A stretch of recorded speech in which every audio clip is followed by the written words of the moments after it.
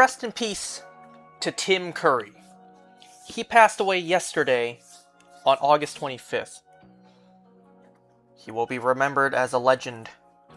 And speaking of which, also rest in peace to Dolly Parton. She too passed away yesterday on August 25th. Now, I've seen her in a handful of things, but I don't know too many projects she's been in. But still, rest in peace to both of them.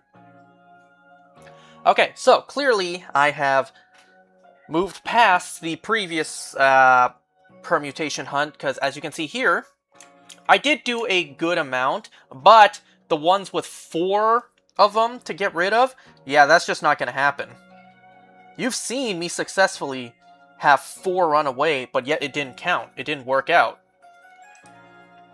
So pretty much anything with 4 in them, I just completely ignore.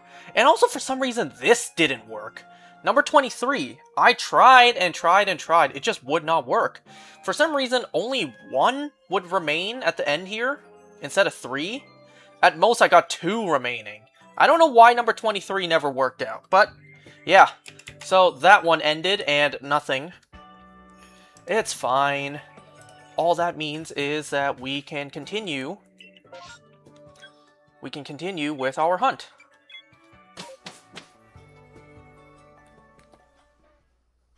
Oh, you know what I forgot to do? I completely forgot to do this. Hold on, let me... Actually, let me do it here live while I'm actually doing this.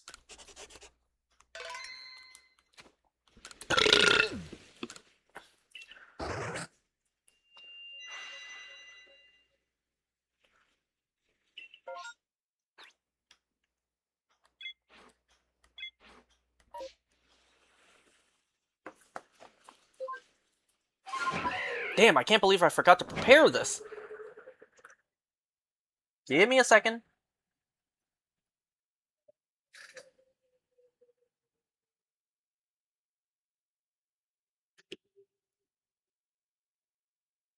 Wow, it even screenshots that, huh?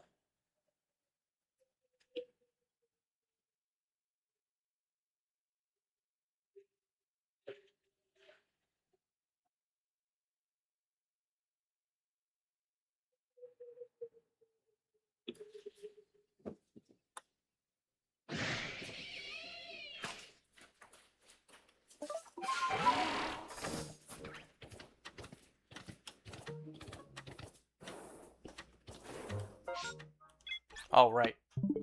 Restart.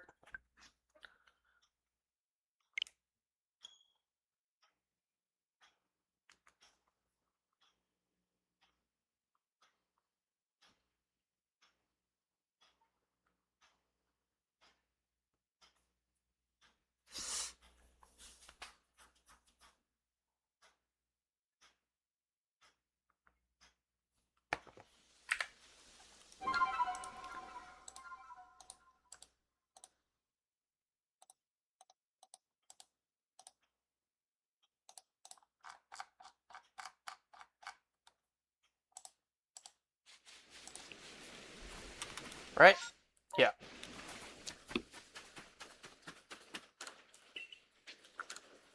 Now I also need to search in my photo library. Did I tag that one? Yeah, I did. Good. Oop, hold on.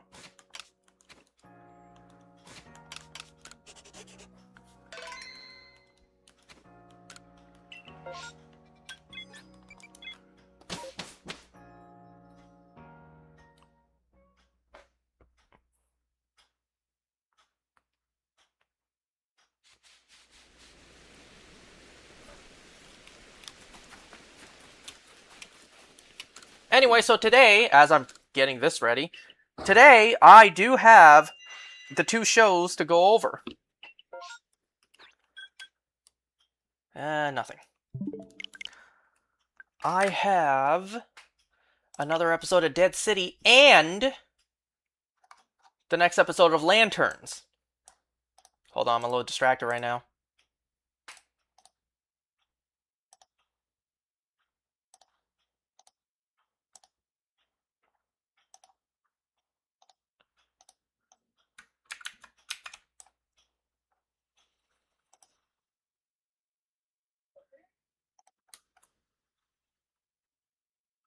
That is 2... Hold on. Oh, I need to pull out the calculator for this.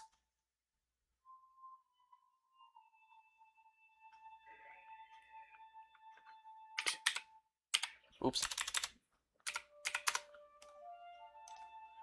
I didn't know it actually took that as a screenshot too, huh? Or maybe it's because I have a timer currently running on my phone.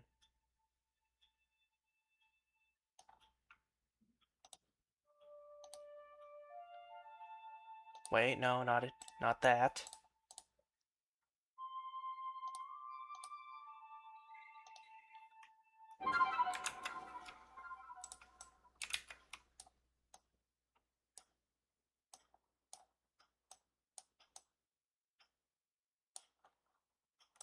You serious? Why is that not working?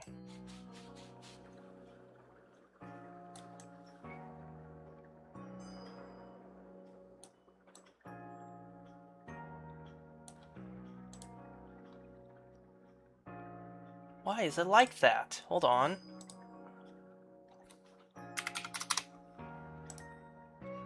Wait, what? Oh, whatever. It's good enough. Nobody cares.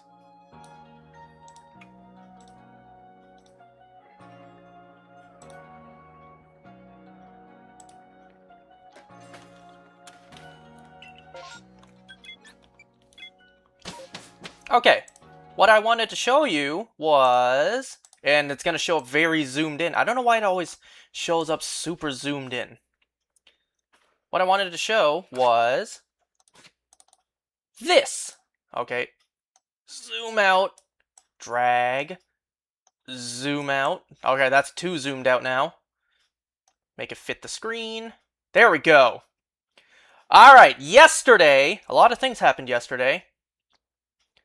Yesterday, I also completed the hyper training for my Eternatus in Pokemon Go. I now have a Hundo Eternatus, just like everyone else chose to do it. Well, majority of people use their gold bottle caps on Eternatus.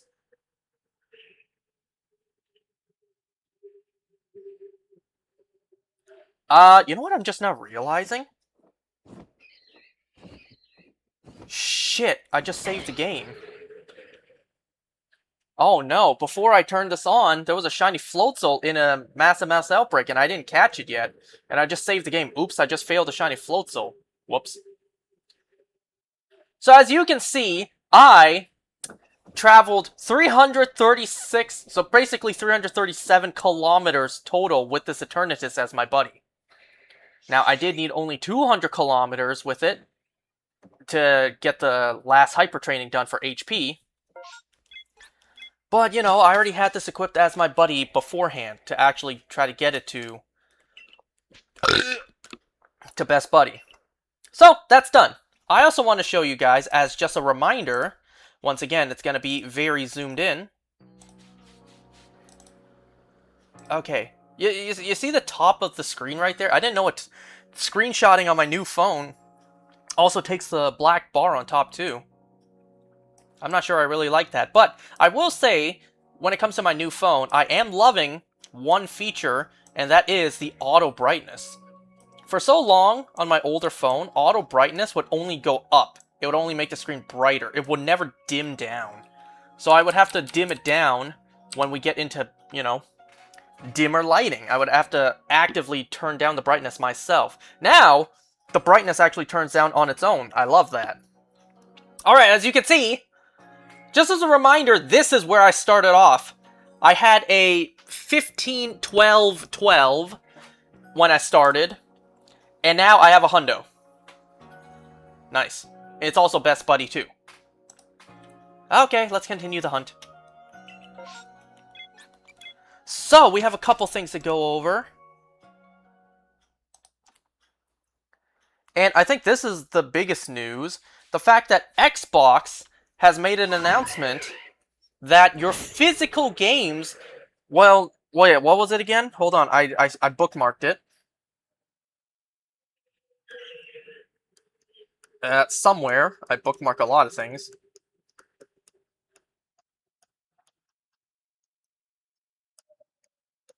Also, Rockstar has put out a statement regarding all the leaks. I'll go over that later on, too. Where'd it go? Didn't I bookmark it? Did I not bookmark it? Hold on.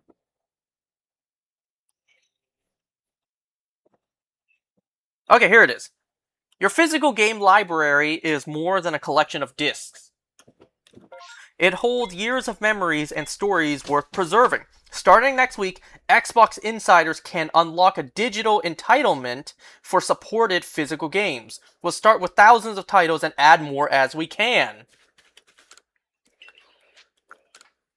I haven't been in the loop for with Xbox for a long time, but it sounds like if you have a physical game, you can put it into your Xbox, whichever one has a physical disk drive in it. You can use your disc, and it will automatically give you a digital license for that game. Meaning, your physical discs won't be useless. So Xbox saw Sony light their own company on fire, and they responded. They actually responded. And everyone is siding with Xbox now. I haven't been playing on Xbox since like the old original 360 days. So I haven't kept up with Xbox for a long time. And many years, it almost seems like Xbox is... What am I doing? It looks like Xbox is hard losing the console wars. But now, thanks to Sony literally digging their own grave, Xbox came swooping in. I think Xbox has done something great here.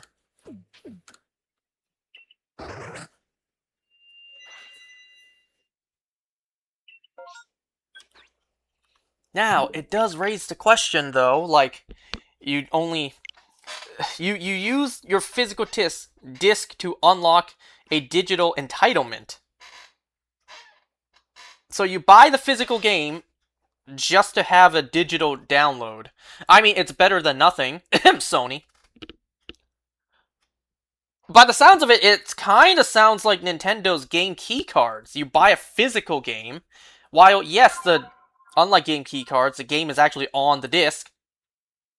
But, you know, you buy a physical copy and you still get a digital copy. You know what I'm saying? So I'm hoping that they're not going to do this for their next console, right? Because there were a lot of rumors that the next Xbox console will also be digital only. I don't know, but, you know, big win for Xbox, and yet another big middle finger to Sony.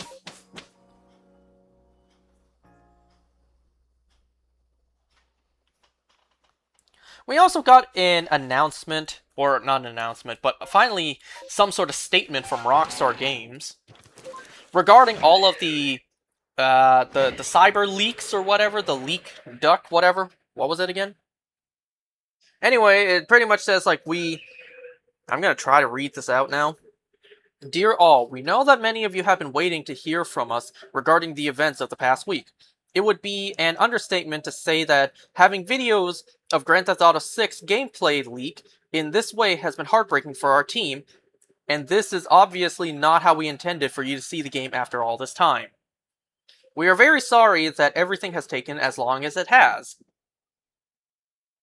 From getting the game finished, bracket nearly there, to sharing more details and official gameplay, and providing the community with everything you want to know. That's the first paragraph. Hold on, let me change it back to morning. I still can't believe I just failed that shiny floatzel. It was right there. We are very excited for everyone to see the extended look tomorrow on Netflix. Not gonna lie, I'm just gonna completely forget about it, and then when it's on YouTube 6 hours afterwards, then I'll watch it. It has taken longer than we wanted to get it ready, but as with everything we do, we know we need to exceed your expectations, and we are determined to deliver at the level you expect and deserve. Wow, not many game devs say that.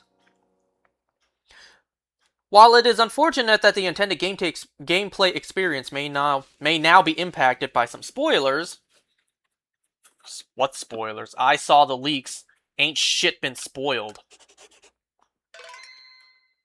We hope that everyone will wait a bit longer to experience the game for themselves on November 19th. We want to thank everyone in the community who has reached out with messages of support this past week.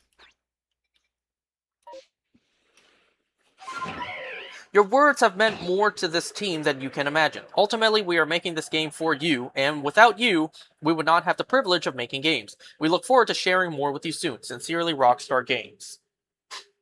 Yeah, it's a very corporate message. Yeah, at least it has more heart and soul than typical corporate messages, you know? But it's still corporate nonetheless.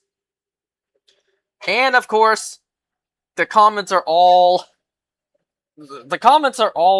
no disc, no buy. And it's also just the cyber leak person, like that avatar, just pissing on Rockstar Games.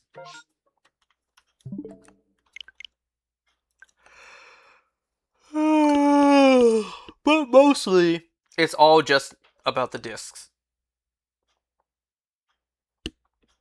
Oh, my bad.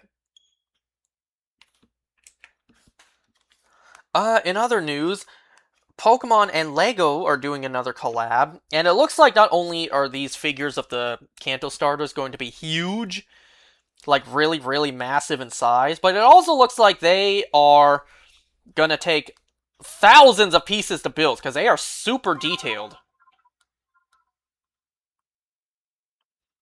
And I forgot to mention this last time too, Kane Pixels put out another Backrooms video that actually ties into the movie. It shows... It's pretty much a prequel to the movie where we see Naren, why he's running away at the beginning of the film. And we see at the end of the video, he's actually running away from Pirate Clark. Awesome tie-in.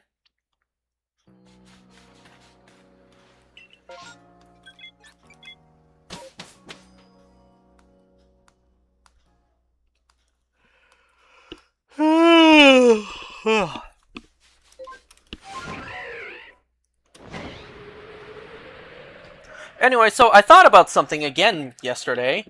I thought about the idea that nothing lasts forever. Keep this in mind, I promise I'll get back to it. Okay, so, it all started yesterday when I was leaving work.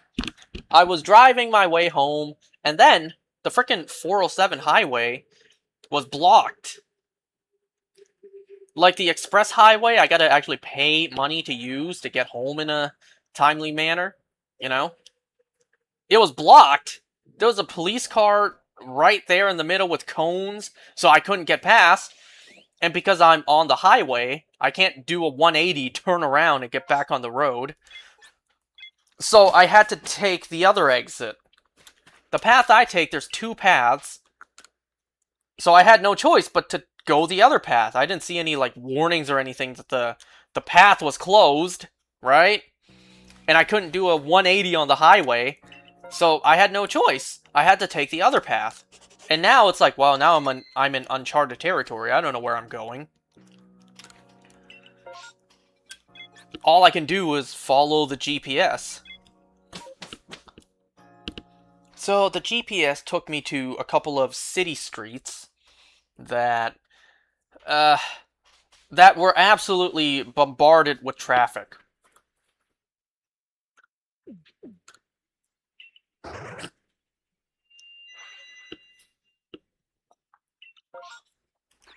And to make things worse, as I was leaving, as I was driving the car, I started to get, like... I mentioned this a couple times. It happens to me from time to time. Not very often, but it happens from time to time. And now I've learned... I learned that what happened was my blood sugar was low. Because this happens rarely from time to time. It happened yesterday while I was in the car driving on my way home. I started sweating. I started shaking.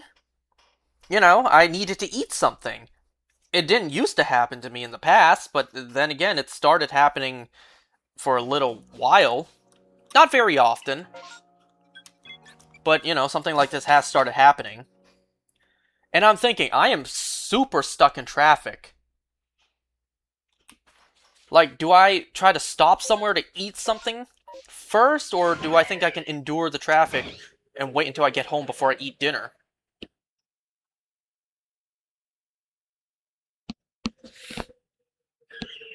And because I don't exactly have Google Maps downloaded on my phone, which I really should.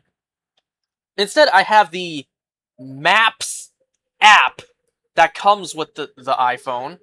And this app sucks. Especially when compared to Google Maps, because it doesn't show you a map, it shows you directions. So I'm not able to see, like, ahead where I'm going. It just says, like, 300 meters ahead, make a right turn or whatever. There's no actual map to show me what's coming up. So ultimately, what I had to do was also, like, and I don't advise this, I also, while driving, while I was stopped and stuck in traffic, I should clarify, I turned on my new phone's hotspot. I connected my old phone to it because the old phone actually has Google Maps, like the actual app downloaded. And I looked nearby, like, is there any fast food places? Is there a McDonald's or a Tim Hortons nearby? No, those two options were out of the way. But I was coming up to a right turn and I noticed, hey, there's an A&W there. And I said, fuck it. I need to eat. And also it's a good chance for me to stop and pee. Because what my mom told me was, whenever this happens, whenever you start shaking and sweating, drinking a lot of water can help. So yeah, while I was driving, I did also drink a lot of water. I didn't desperately need to pee, but since I already stopped, I may as well go. So I stopped at an A&W just to eat something. Man, I got the teen burger combo. I also upgraded my fries to onion rings for like $1.70 something extra. And just because I felt like it, I also got the, like, peach pie thing. Unlike the McDonald's pies, which are baked, this one's fried. Damn, my meal came out to $20. I think it's like $21. Damn. And you know what? I finished the burger in like 10 bites. I remember when a burger in the past did not cost $20, especially the meal. Man, I remember back then a burger meal would cost like $10. Fuck, man, $20 for a burger meal. Then again, I did also buy the pie for like an extra $2. I remember a time when a burger was like $3, $4, $5 max, and the combo, the meal, would be like $10. Now it's $20. Fuck.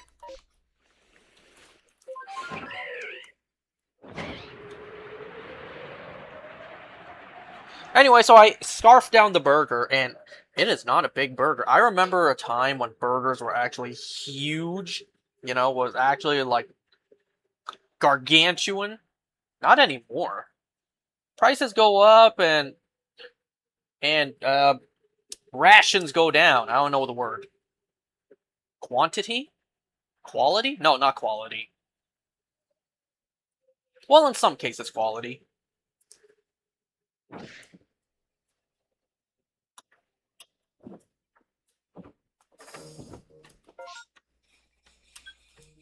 Anyways, I ate, I started to drive back, and then would you believe, because I couldn't see ahead, the GPS brought me back to the 407.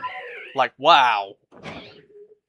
So had I just, like, kept on driving for an additional 5 to 10 more minutes, I would have just entered the highway again and would have just gone home at a manageable speed. I didn't have to waste $21 to eat before I came home, where I ended up just eating more because the burger was puny. What a waste of time, effort, and most importantly, money. Did I enjoy the burger? Yeah, I enjoyed the burger, but that's not the point. It's a burger. My fat ass will always enjoy a burger.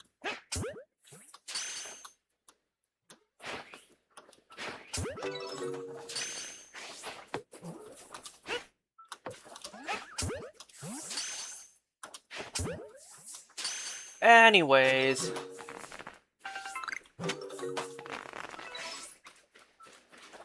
I don't know if per se if I absolutely have low blood sugar, like if that's a concern. I mean, it's when I say it out loud, it seems kind of obvious, doesn't it? Like, if I didn't have that problem, it wouldn't have happened. And it wouldn't keep happening from time to time if I didn't have the issue. I don't know, I heard a while ago that if this persists without being checked out, which I haven't, it could evolve into being diabetic. And well, that concerns me.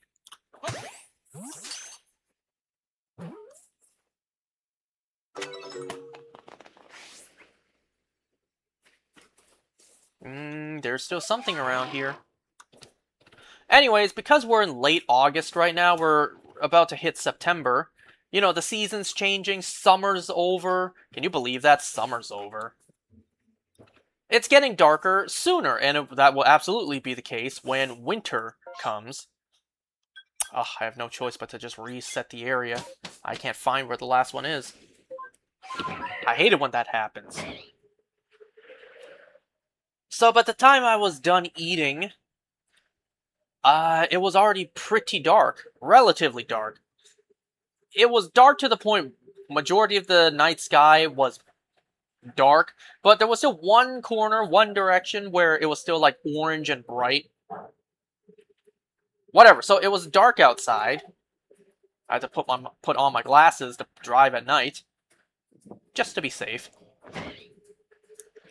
I can drive fine without them, but just to be safe, I may as well put them on.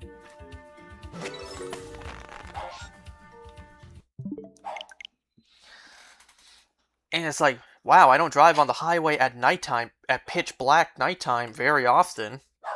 Thank God for streetlights. And that's what, and you know, that's when it hit me. That's when the whole thought of nothing lasts forever hit me. Because, wait, lights, the electric grid, that is meant to last forever. At least, at the moment, that is the plan. The electrical grid, yeah, that is meant to last forever. Until some sort of apocalypse happens, until some sort of like worldwide EMP wave hits us, the electrical grid is intended to last forever. At least as of this moment, that's the plan, that's the idea. Because I've been saying this for a long time. If the apocalypse ever happens, if the power grid goes down, you guys don't understand, we would be living in pitch black at nighttime. No streetlights means pitch black. The nighttime would not be lit up by the moonlight like how movies and TV shows love to depict it doing.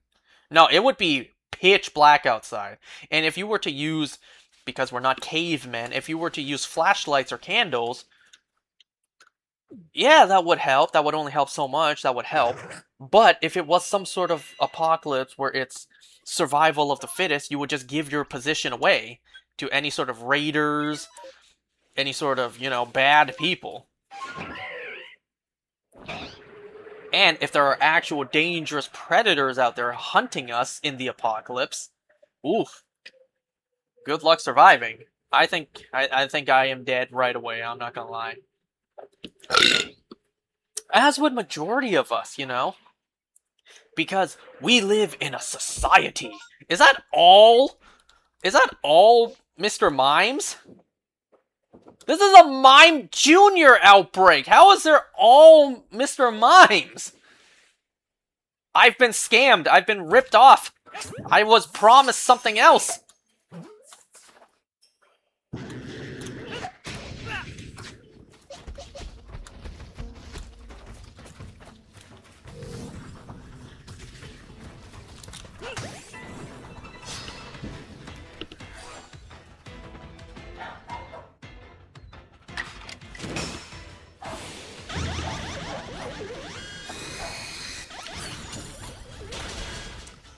Please don't let there be a secondary wave of Alpha Mime Juniors here.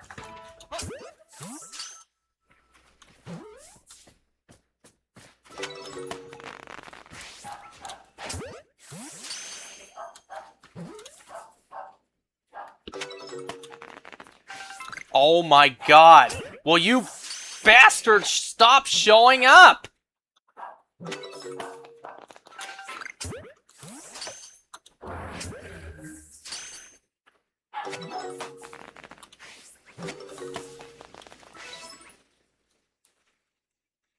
Oh yeah, that's partially why I didn't do this last night.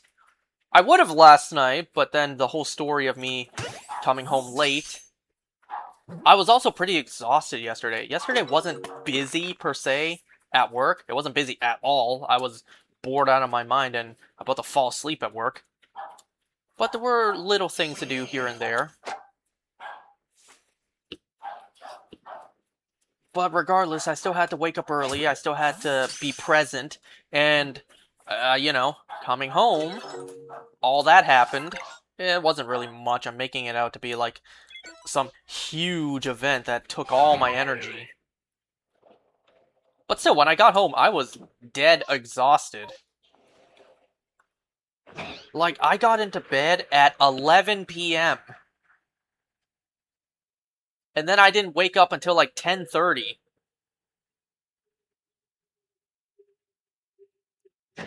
I didn't have to work today. That's why I was able to wake up so late.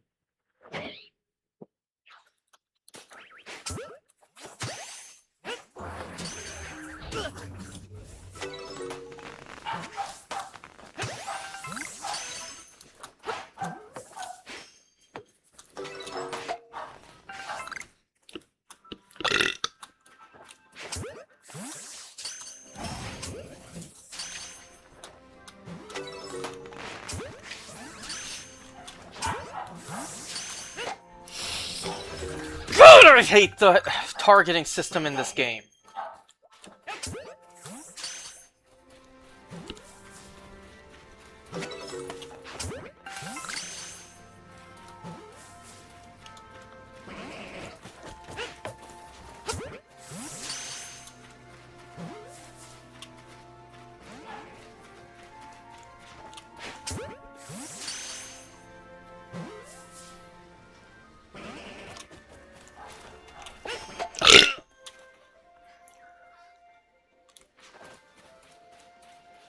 And you know what? A&W's onion rings, I'm not gonna lie, I don't think they're that good. I mean, I'll still eat them, I still enjoyed them. But it's just the whole crumbly texture. I find myself liking... Obviously the onion rings come in frozen, right? They don't chop the onions and dredge them right as I order them, unfortunately. It's fast food, after all. I find myself enjoying wet batter more than dry batter. You know, wet batter? Where the batter's wet instead of, Oh my god! Get cut already!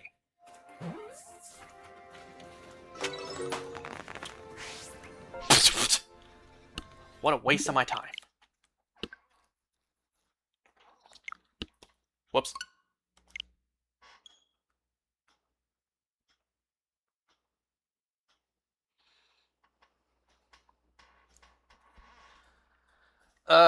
What was I saying?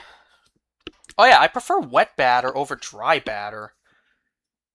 Like, even when it comes to fried chicken, and I'm not saying I won't eat a dry batter fried chicken, it's just, I kinda grown to prefer wet batter.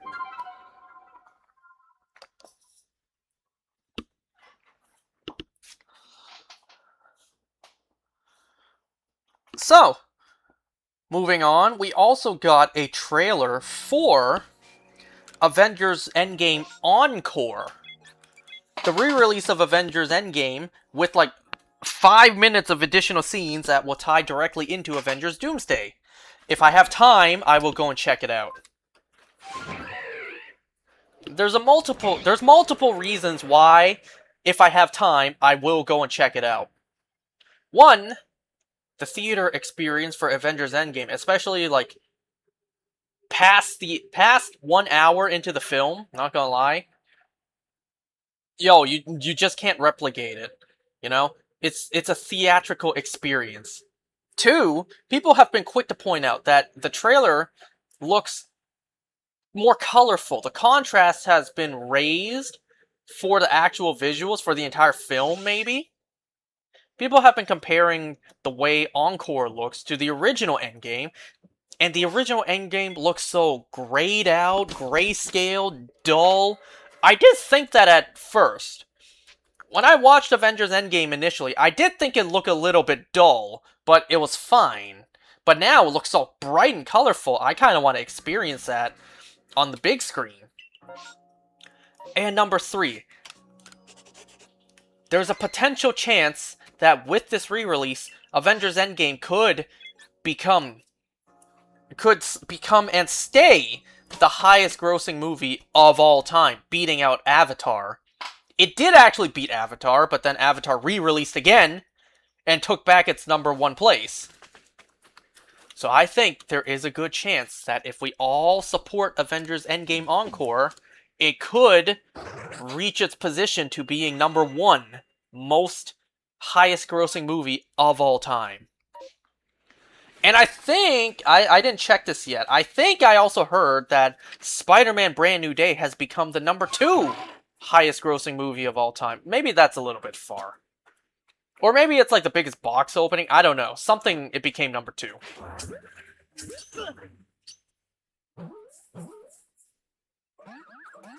Really?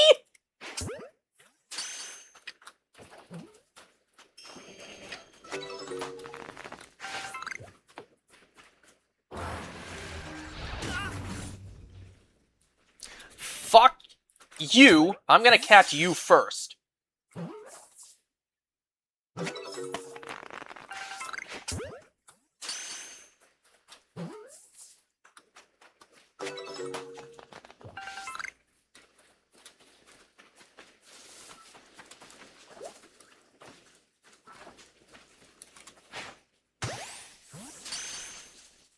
Oh my god, another one?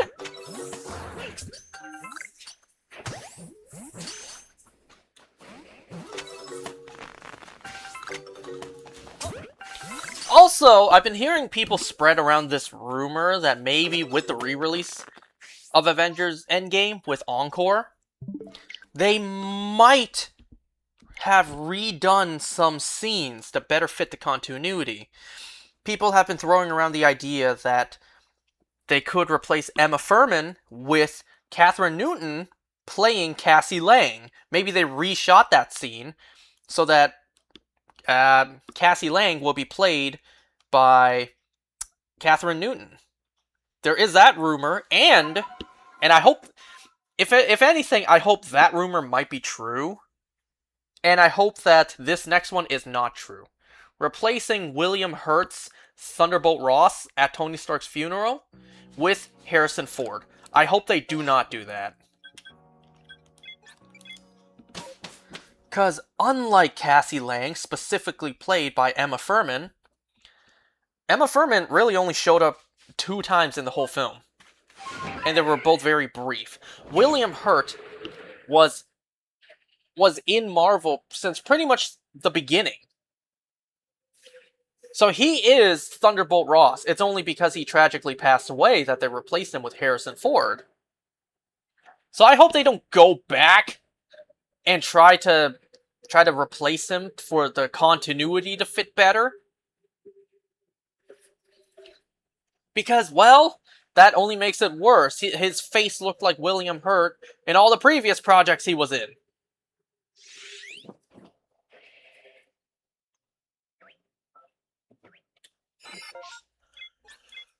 You know, my headcanon, every time a character gets recasted, like in-universe recasted, before Secret Wars, my headcanon is the TVA. Something went wrong with the character that we knew. The TVA had to prune him or her, and then replace him with a variant that looks slightly different. Because we know variants and doppelgangers, they can look different. Ahem, Spider-Man. We also saw in Loki, like the TV show, Loki variants. Loki looks different based on his variants. So that's my headcanon. Why does Bruce Banner look like Mark Ruffalo instead of Edward Norton? That's because the Edward Norton Bruce, something went wrong, pruned him, put in a Mark Ruffalo variant. Same goes for Rhodey. Same goes for Thunderbolt Ross, Cassie Lang, and that one character in Thor I can never remember from the Warriors 3.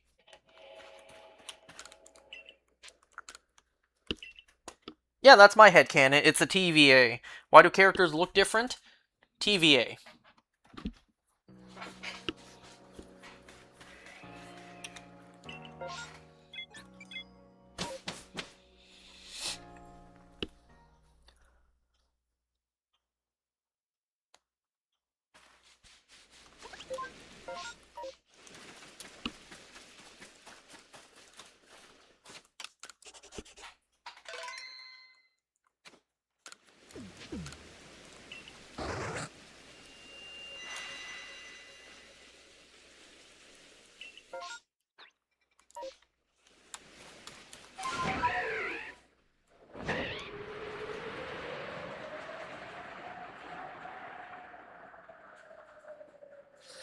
So, I saw this post on Instagram earlier, and it was pretty funny.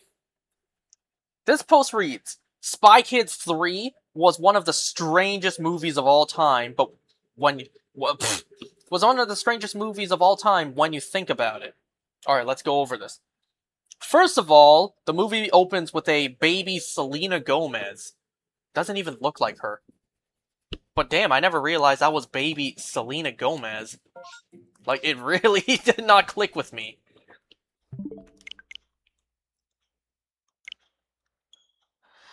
Alright, so Spy Kids 3. First of all, the movie opens with a baby Selena Gomez. Then we find out the president of the United States is George Clooney. Later, Junie's grandpa shows up. While everyone else is trying to save the world, this man spends half the movie chasing a butterfly.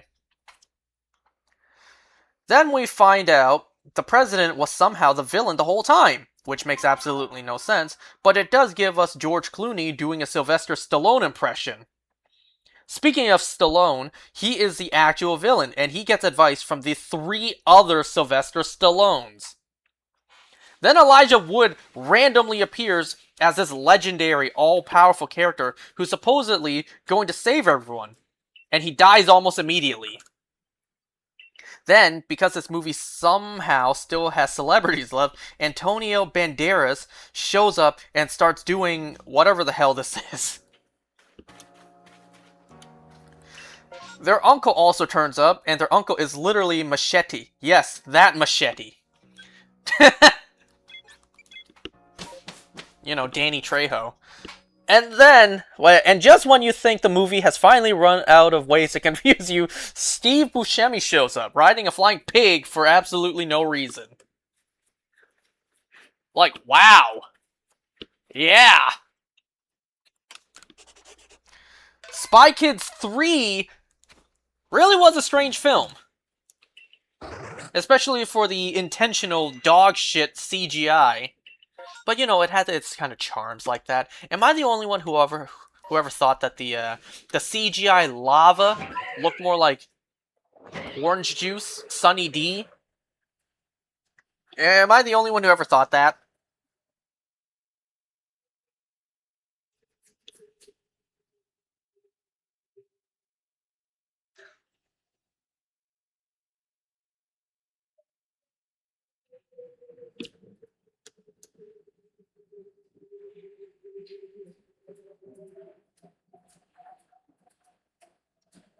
There's no...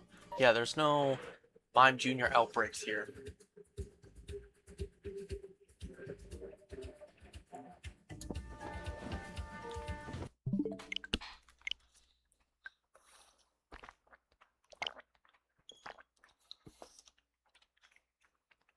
Oh, you know what?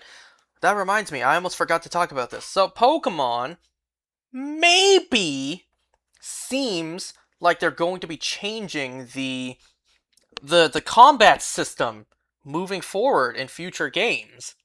An interview came out a couple days ago with the director of Pokemon Champions, I believe, and he said something along the lines of like they wanted to change and evolve the Pokemon turn-based system, the battling system, for quite a long time now. But there have been people who have been playing Pokemon since day one, since Red and Blue, and we can't exactly just change up the system out of the blue and be like, here, play this. So that's was kind of the brainchild that birthed us Pokemon Champions. A place where the turn-based system can remain, and maybe the mainline games moving forward will experiment with their battling mechanics. Legends Arceus, like this game right here, we have the agile and strong style moves. Legends ZA, we had real-time battles. And you already know fans are going to be divisive over this. Some fans are going to be like, how dare they change up what I know and love about the franchise this whole time? How dare they? If it ain't broke, don't fix it, right? And other fans will be like, yeah, I welcome this innovation, this evolution, this step moving forward. I want to see the battle mechanic improve and change. Now, you might be asking me, where do I stand on this? Me personally, I'm okay with it. In fact, I'm kinda for it. I don't want Pokemon, the battle system, to evolve into something completely different, kind of like Dark Souls, like a Souls-like combat system, but something like what we had in Legend ZA. I actually really enjoyed the combat system in Legend ZA. Of course, it wasn't perfect, but I still enjoyed it. If I'm gonna be honest, I kinda might enjoy it more than the turn-based system. We've had the turn-based system for so long. It worked better for the 2D games. And some of the 3D games, sure, like the 3DS 3D games. But on Switch, especially moving more forward like in Scarlet and Violet, uh, I don't know, it just kind of feels a little bit out of place. Like there's so much open space. Being able to run around during the battle, I'm not against that. And since Pokemon, they seem to be going into the open world direction more and more and more, I don't think they're ever going to go back to the smaller space, kind of linear, you know what I mean? So I'm kind of for them changing up the battle mechanics. As long as they keep it still relatively simple, like I said. Legend ZA, I enjoyed that battling mechanic, but I don't want it to evolve into something unrecognizable, as if we're playing a Souls-like game. So I'm actually for this.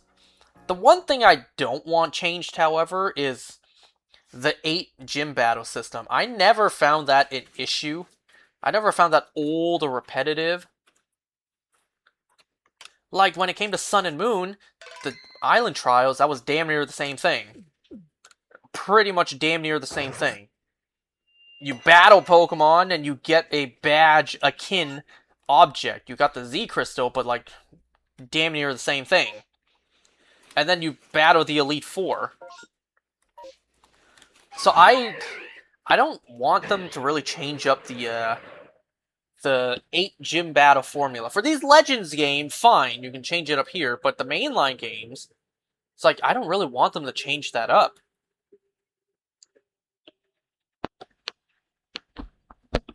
So I want them to keep the 8 gym battle system, but I want them to change up the battling, you know?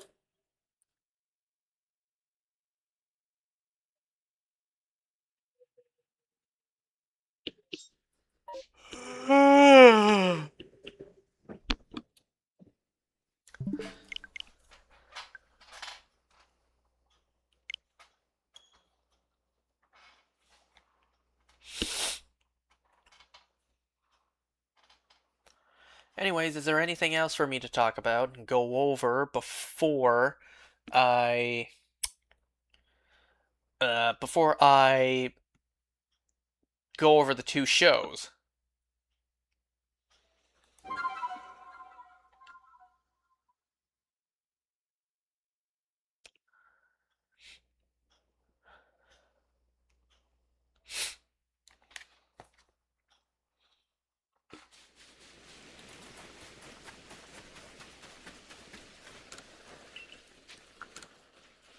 You know, I'm not gonna lie. I felt, and I still feel somewhat betrayed. Cause, first of all, my mom asked, did my coworker, has she taken her license yet with her? Cause, you know, she's having a kid in like less than a month. So she's about to leave she's about to have her maternity leave. But she also said, like, you know, maybe a year after the kid is born, like, she'll come back at some point. Initially, she said she wasn't going to come back, but maybe if there's a need for her, she'll come back. So when my mom asked, has she taken her license with her yet? I'm just like, no, she said she might come back. Then my mom said, oh, but she already found another job. Like, she tells me she already found another job. Like, she tells me maybe a month or two after she gives birth, she's gonna go and work at her new job. It's like, what? She didn't tell me this. I don't know if a month or two after childbirth she would still be able to. Maybe, I don't know. I don't know how long it takes to recover after childbirth.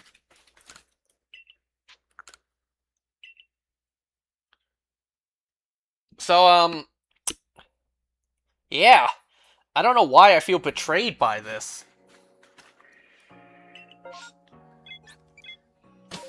Maybe it's because, like, you know, I always mention how far away this job is, so gas money's gonna add up. Yeah, pretty much gas money is about to add up.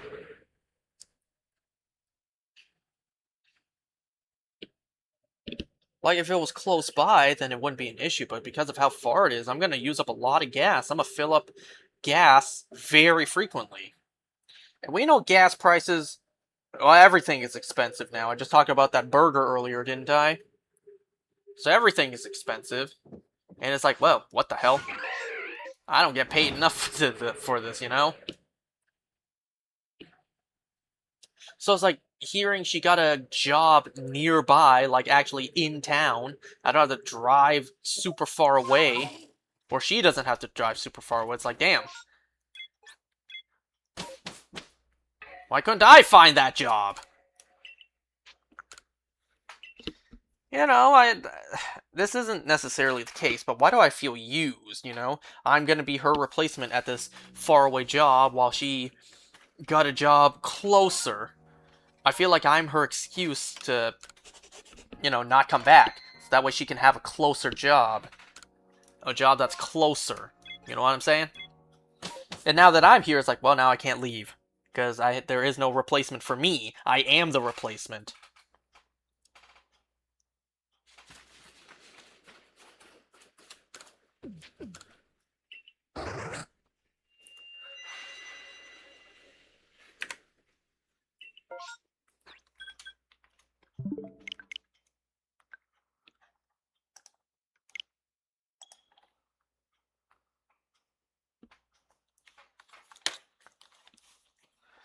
Okay, well, if nothing else, let's go over the two episodes, the two shows. So, Dead City, Season 3, Episode, I think, 5?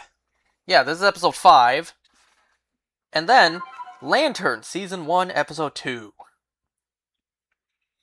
Alright, so let's begin. If you remember at the end of last episode, an earthquake completely destroyed all their food supply.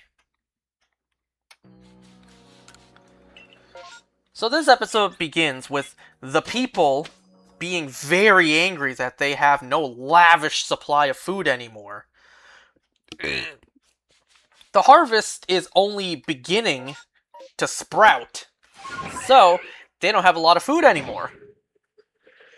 Dillard's food chain needs time to reproduce. And it's like, you people, you ungrateful little shits. I know you have families. I know you were promised a safe haven, like an actual life again after all this time, but like, you ungrateful little shits. You know damn well that the earthquake no one could have controlled. And, well, just a stroke of bad luck, of all places that the earthquake had to strike, it was the building holding your entire food ration. Like, you ungrateful little shits. Like, Renata even offers them, alright, we can teach you guys how to set up traps for rats. And they're just, one lady was just like, I didn't come all the way here to eat rats. Someone else was just like, fuck that, give me my food now. It's like, you ungrateful little bastards. Anyways, to calm them down and distract them, Maggie has an idea to offer them constant electricity. Constant electricity and power. So, they need the tanks full and lots of walkers to fill them with. They go to the Empire State Building, which is Empire State Building, which is filled with walkers. They plan to round up the walkers to a safe place to hold them. They even make a point about this later in the episode. Don't kill them unless necessary. We need them moving for the tanks. It's like, why? It's like, why? You literally stab them in the head before you throw them in the tanks anyway, so like, why? Why not just stab them, haul the bodies of corpses, and just dump them in a pile? Why do you need them still moving? It's not like putting the walker down will slow down their decay. They're already rotting bodies. Whatever. So, with their plan, they also have to worry about falling walkers from the sky, out of the building. Yeah, this only happened like twice in the episode, so it's not a huge deal. They go to Negan and Dillard for help. Of course they don't want to, at least until Renata quietly threatens Negan with the Dama, with telling Maggie about the Dama. So, they're in. They brainstorm who to bring into their team with actual paperwork profiles of everyone. Like, they actually have written down profiles and IDs of everyone they have in their community. We also see this montage of what looks like almost Smash character screens of everyone. Like, everyone gets this little character introduction screen. Like, it's so out of place for The Walking Dead. Renata asks Fabian, the guy Negan saved last episode, to come, but he says no, because he has a family, he has a wife and kids to stay alive for. He does offer to do double shift watching the armory while they're gone. Oh, that's a nice gesture. Alright, they gather their groups, discuss the plan. Negan even gives a motivational speech. On the way there, Dillard seems to let Maggie know he's interested in Renata. And can you blame me? Can you blame him? Look at her. Amy Garcia is just, Same with Lauren Cohan. Like, both of these ladies are just, fine as hell, even in the apocalypse. Even for their age. Anyway, so two people enter the building on a higher floor with ladders, and inside they prepare a zip line. Remember that concept in this very show? The concept of ziplining from building to building because the streets are swarmed with millions of walkers? They only did that one time in Season 1, and then they completely forgot about their own concept. Anyway, so, using the zip line, the woman drops flares, uses a whistle, and even drops rats in the middle to distract majority of the herd, while the rest come in to collect the walkers one by one. Of course, the zip line begins to fail, but the woman manages to shimmy to safety, so yeah. I was actually thinking, when they were introducing their entire goon squad, By the way, they also recruited an ex-porn star. I'm not lying. Like, on their merry band, they actually have someone who is, or was, a porn star in the old world. Even has a poster of his own porn flick up on his wall.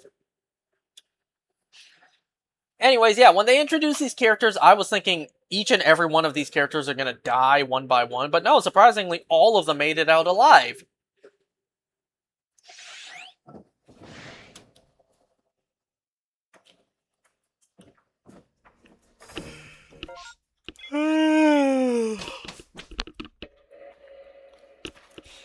Anyway, so Luis and Herschel have a moment where they discuss the people they've lost.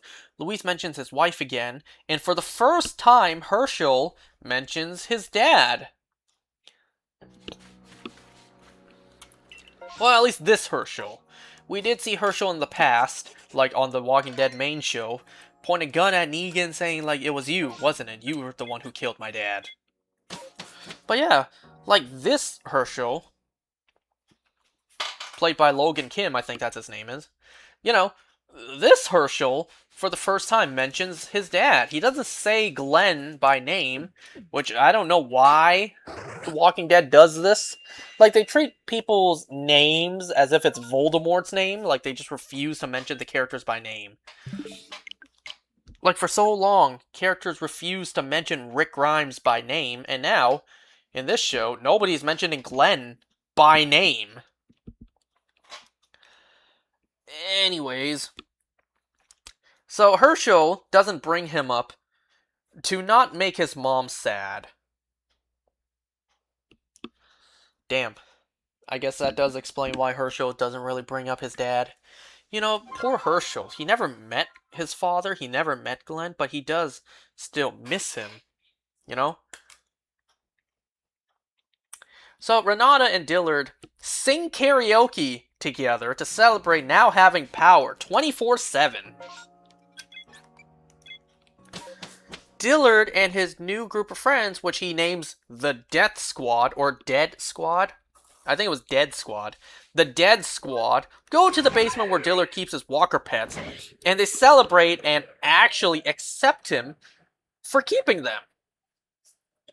Being like, Negan doesn't think it's normal, but then it's like, well, this world, normal people have all died already, so there's nothing strange about you keeping walkers now. Negan and Maggie have a nice moment, smiling and laughing as friends. Negan even prepared a special drink for her. Negan explains why he didn't accept Renata's offer, and thinks it should be Maggie in charge instead of her. And I swear to you, I almost thought they were going to close in and they were going to kiss. Thank God they didn't, because it really seemed like for a moment they were going to. Thank God they did not kiss. We literally saw in the last episode, Maggie felt guilty even thinking about kissing Louise. So thank God they did not make Maggie and Negan a couple. Thank God they did not kiss. Like, I know some people want it to happen. Me, I do not want it to happen. I do not want to see Maggie and Negan hook up. Because for one, and this is the big one, Negan killed Maggie's husband. Even if that was a long time ago, and even if now Maggie can accept Negan as a friend and ally. Two, I already lost my train of thought. They should just remain friends, you know? That's it. That's it. If Maggie felt guilty kissing Louise, no way in hell she would ever dare to kiss Negan.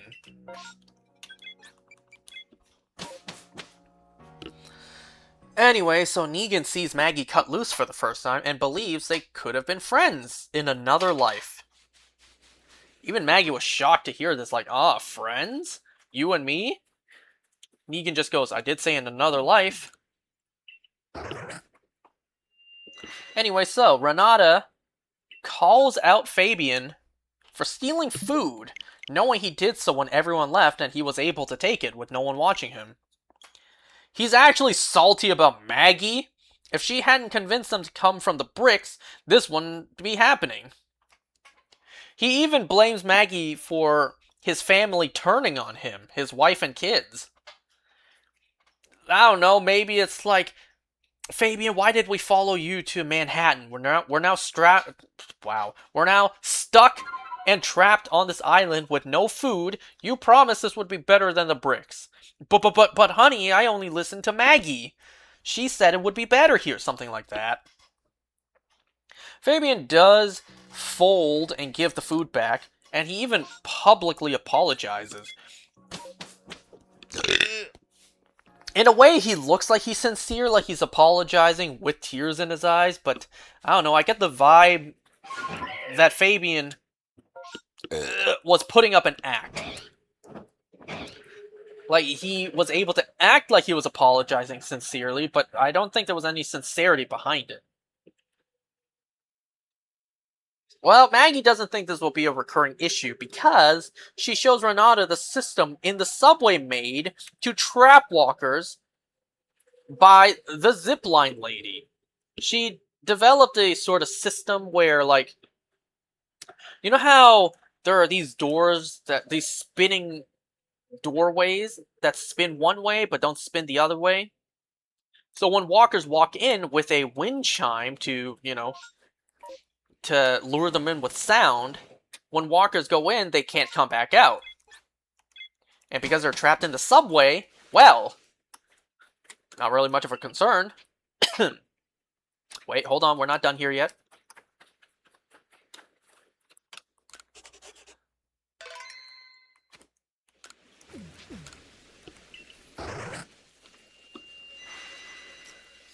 They better have a damn good method of removing the walkers in their trap.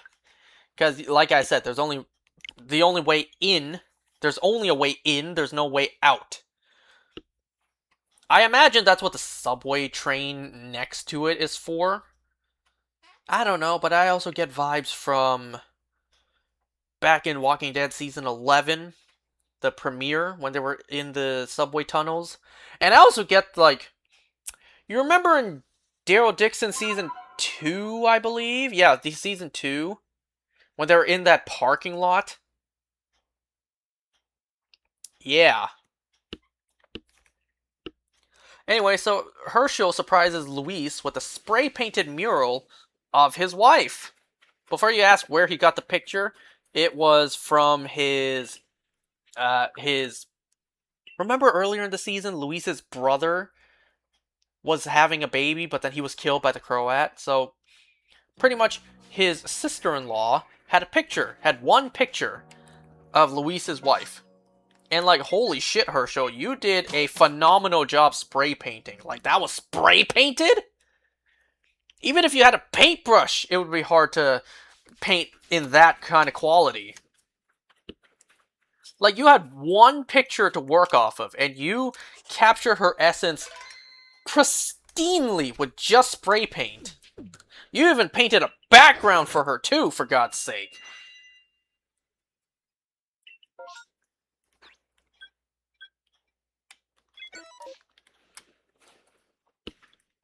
Uh-oh, is the Wi-Fi down? No, I don't think so.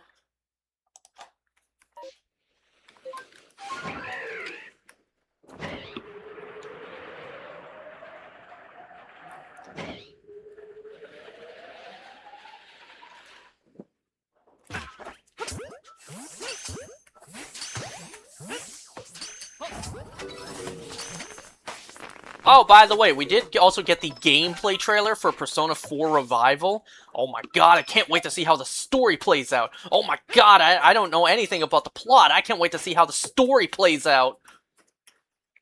I also heard this theory online as to why they're posting so much about the game. It's because of GTA 6. Ain't no way they're releasing this anywhere close to the GTA 6 release window. But they have the game ready. They have the game super ready. So they're just releasing as much as they can. That's why the game is releasing when it is, to avoid the GTA 6 release window. But because they already have the game ready, well, they're posting a lot. A lot. They're posting as if the game is coming out tomorrow. Anyway, so back to the episode.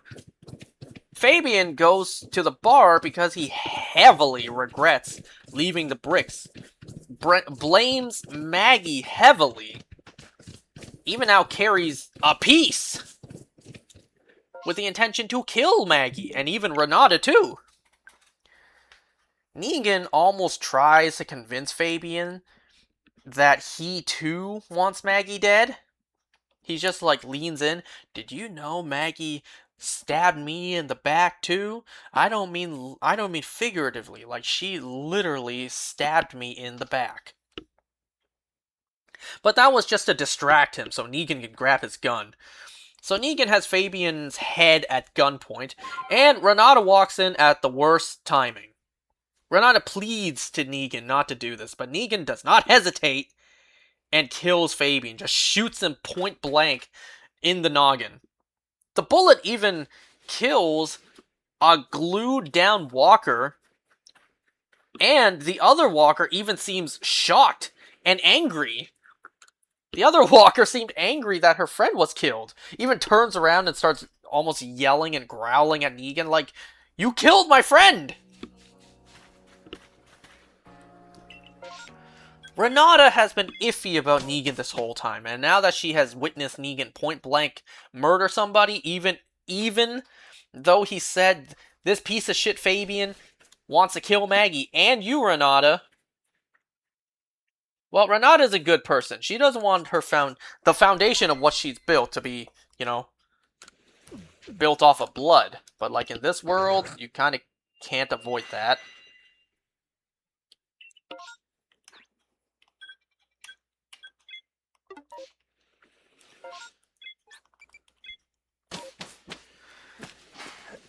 Anyway, so Renata hilariously just goes, "Negan, you are coming with me. You are under arrest."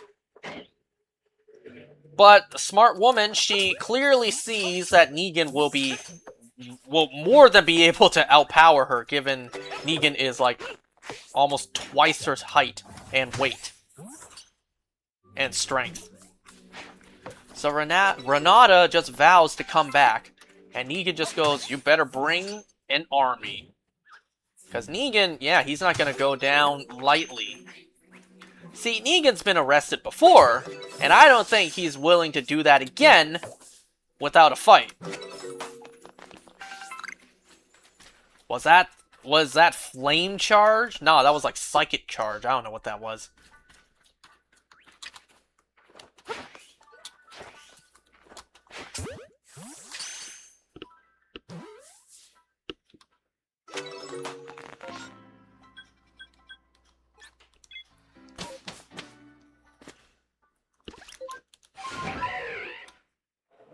And we did get a preview for the next episode, and I don't know what this is going on. What?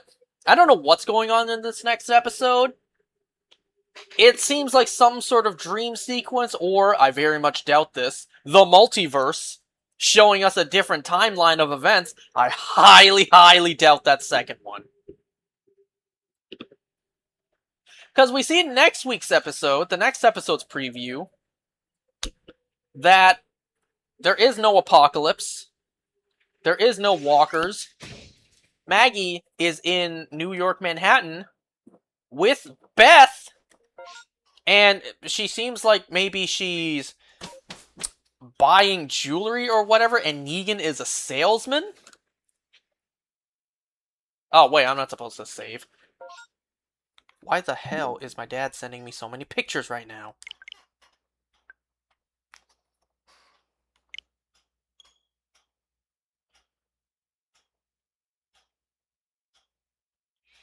Oh, I also forgot to mention, too.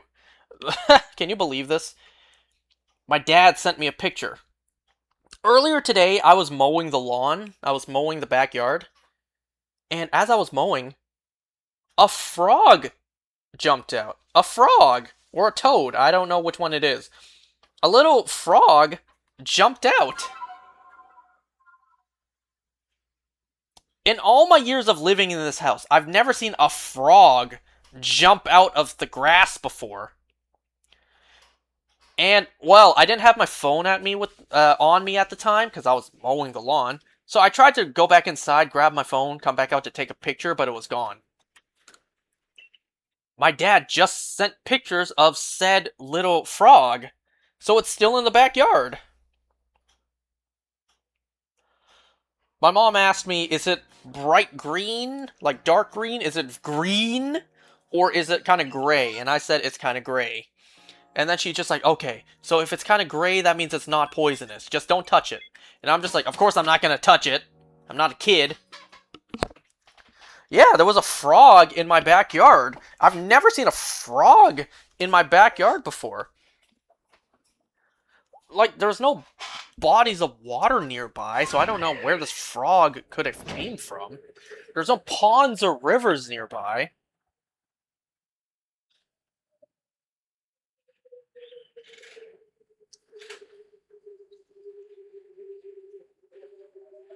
Anyway, so Beth is going to return in the next episode. You know how long it's been since we've seen Beth? Beth died all the way back in season 5. That was like, what, 11 years ago? No, that was more than 11 years ago.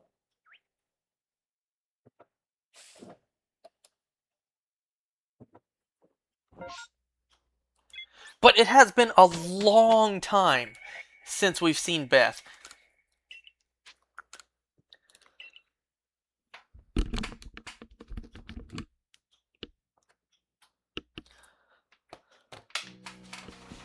Anyway, so let's move on. We now have an episode of Lanterns to go over. Now, let me first say this. I may have overreacted a little bit last time when I said Lanterns might be another, like, 9 out of 10, 10 out of 10 show. Maybe I overreacted a little bit. Now, that could still be the case. We don't know yet. The show's not over yet. The season's not over yet. But I do see critics and audience test scores, or, wait, critics and audience scores are both very high for the show so far. So maybe it still will be like a 9 out of 10, 10 out of 10, or even an 8 out of 10. I don't know. I say maybe I overreacted a little bit because I did see the Critical Drinkers video and Nerdrotics video pointing out certain flaws in the storytelling.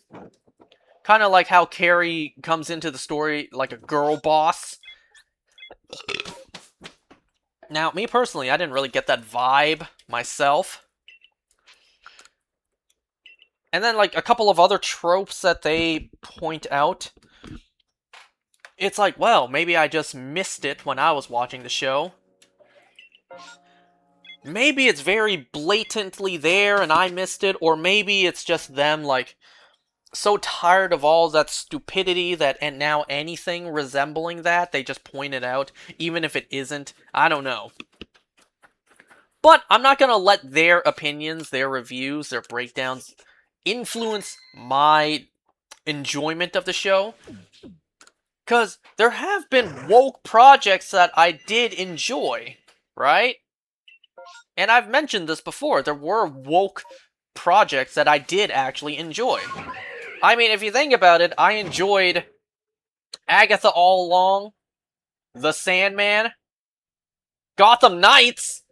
I enjoyed those, didn't I? Despite all the woke bullshit that was in it.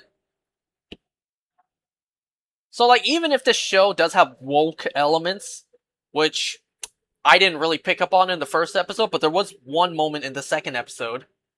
Even if it has that, I'm not gonna let their opinions influence how I feel, how much I enjoy it.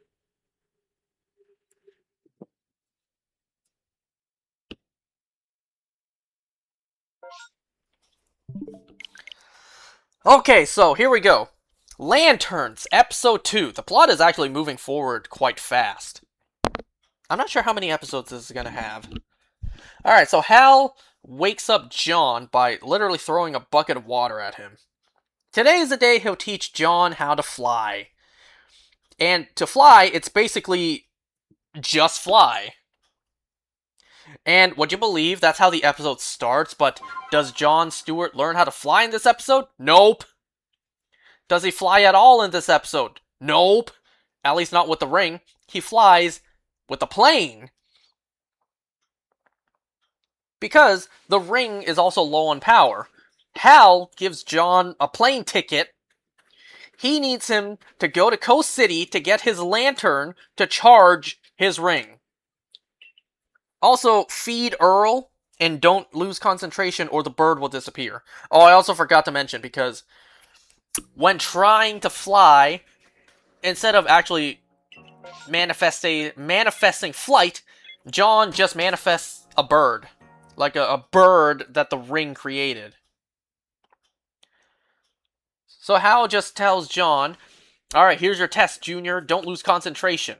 Get that bird, bring that bird with you, and get it back here without losing concentration, or else the bird will disappear and you fail.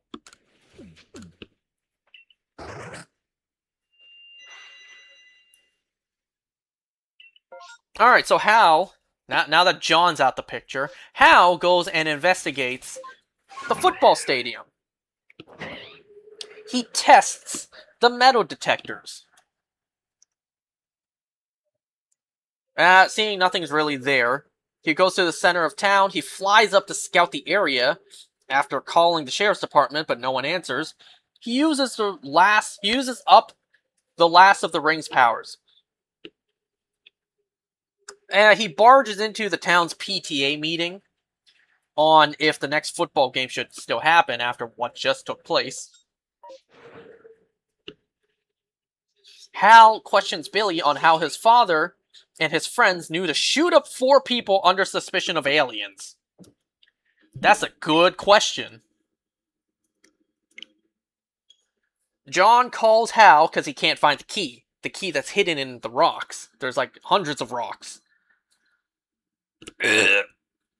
But then he does manage to find the key. And he gets into Hal's very, very large, expensive mansion, but has no furniture besides a bed. Hal explains he got the house because he saved some rich guy and he wanted to thank Hal, so he's just like, alright, buy me a mansion. Done. Yeah, Hal Jordan just has an enormous mansion. A very nice looking mansion, but yeah, as John pointed out, there's no furniture inside. All there is a bed. Alright, so Hal, speaking of Hal also gets a feeling that he's not wanted in town. Meaning he especially should stay, because Hal still has this gut feeling that something's wrong. So he goes to the morgue and uncovers one of the dead bodies, and we see a lot of dead alien penis. John finds Hal's Green Lantern suits. And the suits, would you believe, are actually green.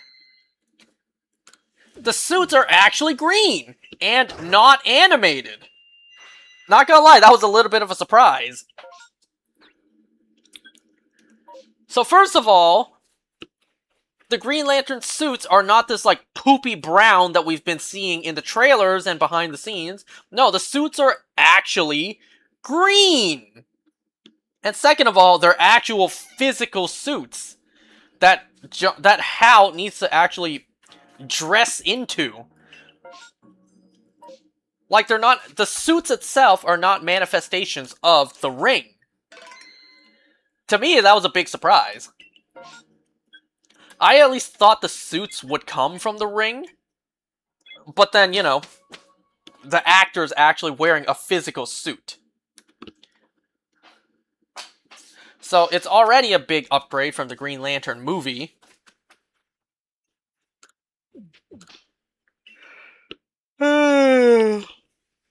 What?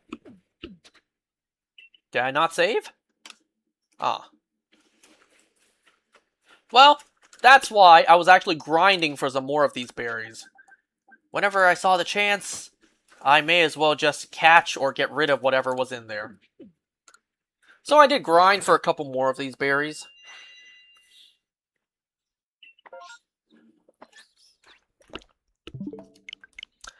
So yeah, the Green Lantern suits are actually green and physical, practical. John even imagines himself in one. So he opens Hal's voice-activated box that holds his lantern, And inside that box is very deep. There's a lot of space inside because Hal says it's a pocket dimension. Hey, we've already seen the concept of pocket dimensions in Peacemaker, which technically this show predates all of that. This show seems like majority takes place in the year 2016. So that's like 9 to 10 years prior to the events that we've been seeing with Superman, with Peacemaker Season 2, with Creature Commandos, with Supergirl. So because we know that these projects aren't shy of taking place in the past, well, could Clayface be a prequel? Because we already saw Clayface in Creature Commandos. We'll find out later on this year. Anyways, while Hal shoves the bodies into his trunk, John feeds Earl. Who is Earl? A very active carnivorous plant who eats, I think, bison and beef? Maybe there's some like Green Lantern lore there, I don't know. Earl the plant, maybe there's some Green Lantern lore I don't know about. And yes, the whole time, John is accompanied by his green CGI bird. Hal drags the bodies to the stadium, going through the metal detectors, and it reacts to the body. They aren't metal detectors, they're alien detectors. And that alone raises a lot of questions. Why the hell does this why the hell does this football stadium have alien detectors? As John is about to leave and hide the key again, he gets attacked and taken. While in the moving van, it's actually the bird that helps John escape by distracting the people who take him. So they fall out the back and are very much in oncoming traffic on the highway.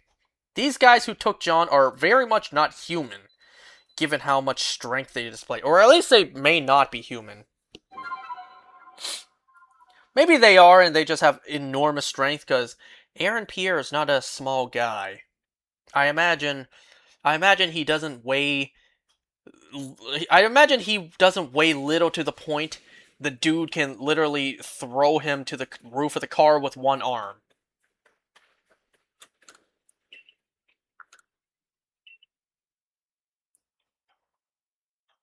Anyway, so while running on the highway, a van literally slams into John, like trying to stop. It slams into John and it knocks him out. Hal gets pulled over with bodies in his car, but thankfully it was by Carrie. Hal plans to take these bodies to William and question him on where he got the alien detectors that he put up. And Carrie agrees to tag along, only to help Hal against her father-in-law. So they go to his land, accusing William of hiding something. William claims his detectors were a gift from his benefactor, who he is not entitled to say who that is. And William has a huge plot of land. He even has an entire, watch out tower with a dude ready to snipe Hal or anyone who trespasses. But Hal is set on finding out what other technology he has, though. Knowing the ring is out of power, he pushes his luck, and he gets shot. He only gets shot in the shoulder, though.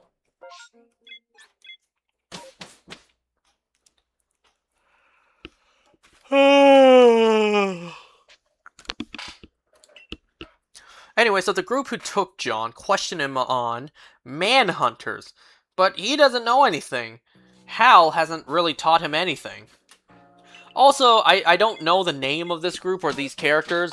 I think John said their name at one point, but I completely missed it.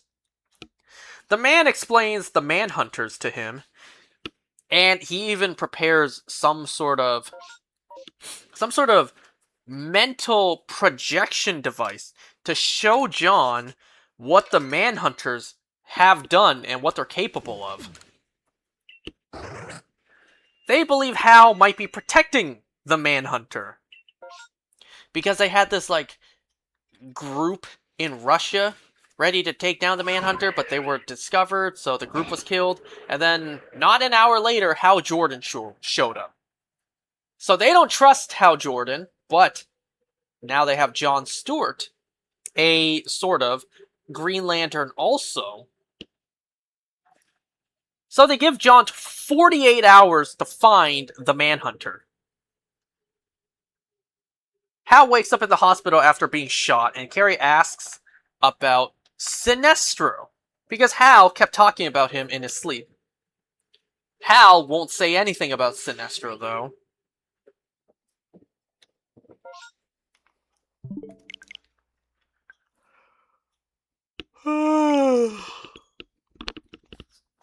Instead, Carrie makes Hal promise to behave. They talk for a bit. Carrie admits she was wrong about the alien, and Hal says he's still here because he feels something's off. And he throughout the show, throughout the 2 episodes so far, it's always based on Hal Jordan's gut feeling. Well, I feel like that's kind of weak, but, gut feelings are a thing in real life. Hal notices something does seem off at the hospital. No patients at all, and the equipment looks newly opened. Carrie tries to explain, well, it's a small town, and people don't usually rush to be shot for trespassing. But, like, nobody at all from this small town is in the hospital? For any reason, everyone in this small town has perfect health.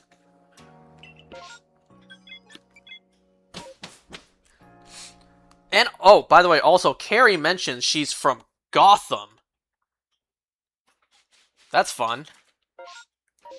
Yeah, if I was in the DC world, I would not want to live in Gotham either. Like, Gotham just seems like a terrible place to live. There are villains every corner you turn to.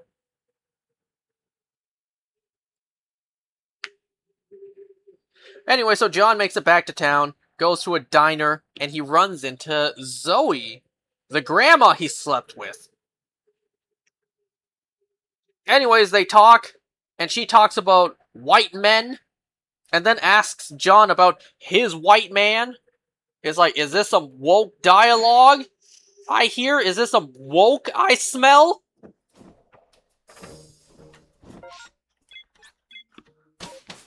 They just couldn't help themselves, can they?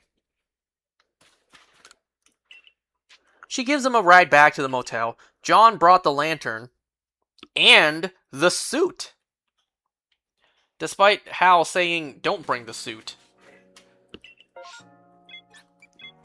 So Hal charges his ring and chants the oath while doing it, like, really quickly. He just lightning fast says the oath, the Green Lantern oath. And it's just like, is that all it takes to charge the ring? You put the ring to the lantern, and it doesn't matter, like, if it takes 10 seconds or an hour to charge. You just have to say the oath, and it's charged instantly on the spot? Like, that's it? You could take 10 minutes to slowly say the oath, and it's not fully charged until you're done. Or you can just really quickly reverberate it, and it'll be charged in like 10 seconds. Really? And also, did I miss something?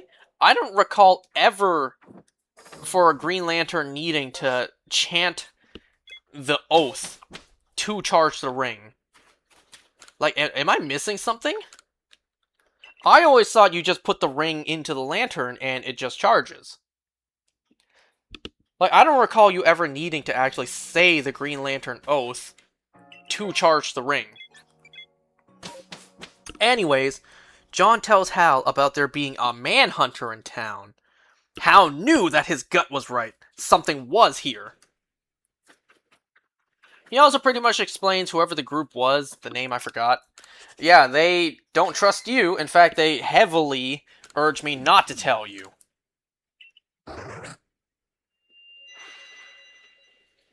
Also, throughout the episode, the car that we see that we see Hal in, yeah, that was John's car, and Hal, heavily trashed his car.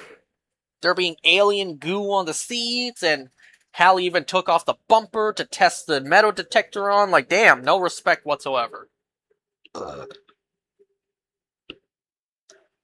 Anyway, so John uncreates his bird, and he goes into his motel room. Damn, talk about heartbreak, you know? Why'd you have to uncreate your NPC like the way Kane does? Like, that bird was with you the entire journey, the entire episode. Sure, it's, you know, a lifeless manifestation, creation from the Green Lantern ring, but still. You didn't have to act so cold and have no attachment to it. Damn, we the audience had more attachment to it than you did, John. But yeah, John uncreates his bird. Even though it was like, you know, a soulless recreation of a real-life bird. Still, man. There might be some hint towards, like, that bird meaning something to John, because Hal is just like, hey, what's up with that bird? When you created it, you know, it had to have been something from your subconscious, so what was it? Hal's just like, wait, John's just like, nah, don't worry about it. So he goes into his motel room. Well, now that John is asleep, Hal, he takes this chance. He suits up in his Green Lantern suit. Like, he actually physically puts on the suit. I don't know, it's kind of crazy to me that the suit doesn't come from the ring, because that's normally how it works. Like, it's a physical suit! I'm glad that the actors are wearing physical suits, but like, it's actual cloth, separate from the creations of the ring. I don't know if I like that, but whatever. That's just me nitpicking at this point. Like, I would have liked it if the suit came from the ring, but the actors were actually wearing a physical suit. And, not gonna lie, the Green Lantern suit actually looks good. Like, genuinely, it looks good. Thank God it's not yellow. It's not yellow, poopy brown. It's actually green. I don't know if they heard the backlash from the fans saying, why is the suit not green? I don't know if they heard the backlash and real quick, before the show came out, they used CGI and color shifted the suits. Because a behind-the-scenes photo, in a behind-the-scenes photo, you actually see Aaron Pierre holding the suit. And it actually is a poopy brown. So the suit is actually not meant to be green. Behind the scenes, the physical suit is not green. So why is it green in the show? It was also not green in the trailer. Maybe they heard the backlash and really quickly, before the show premiered, they touched up the colors with CGI. Maybe. I don't know. Anyway, so yeah, Hal suits up in his Green Lantern suit. And I don't know where he flies off to. Maybe he actually flies to Oa. He goes to the prison, and he talks to Sinestro, asking what he knows of Manhunters. We actually saw Sinestro in episode 2. Sinestro says if one still exists, it's the second biggest threat he has to face. Wait, second? What's the first biggest threat? He also wants to know about John Stewart. Another good episode. Aside from the white men dialogue.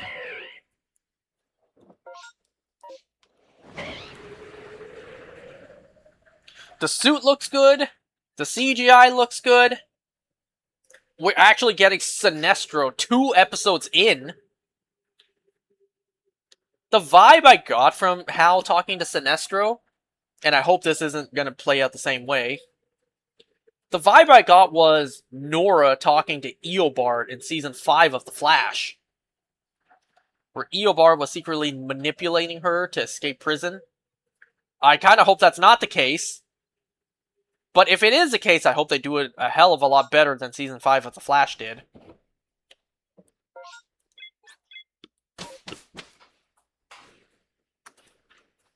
Another relatively good episode. While John was speaking with Zoe, he's just like, I don't know if I can trust Hal. Zoe just goes like, well, if you have to ask that, then you know your answer. I don't think I've ever seen Hal Jordan and John Stewart this divided. Yes, now their relationship is very new, you know? They don't have years of experience together. But, like, you know, why are they so divided? Aren't these two supposed to be united?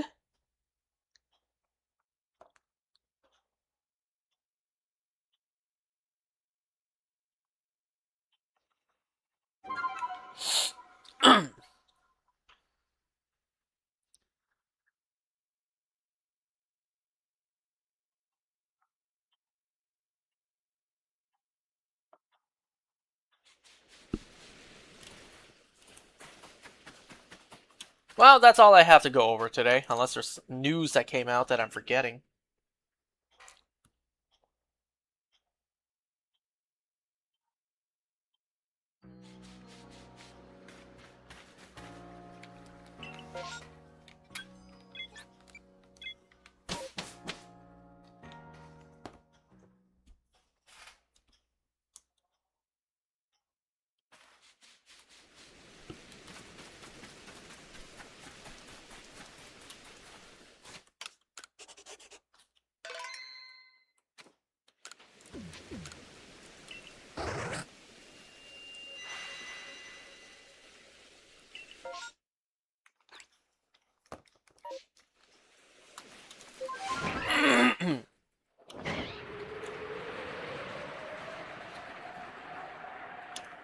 I think maybe tomorrow I'll have fried chicken for lunch.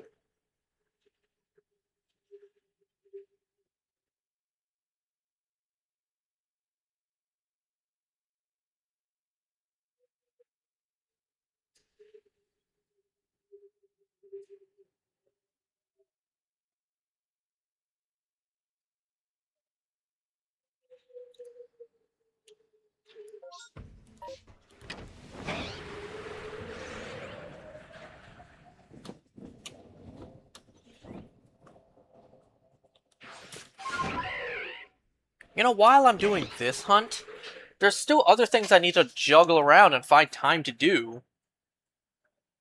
Like, I still need to work on my two living dexes on 3DS, one for Gen 6 and one for Gen 7.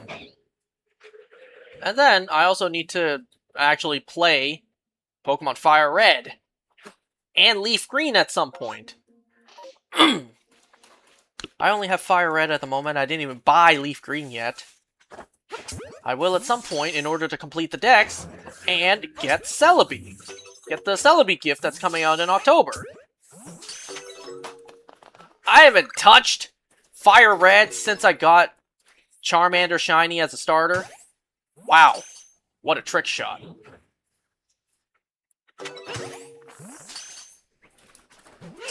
I've said this before, I just don't like the Kanto region. Especially compared to literally every other region that is in Pokemon. The Kanto region to me is just boring. And we revisit Kanto over and over and over again. It's like, damn. I don't really want to see Kanto anymore.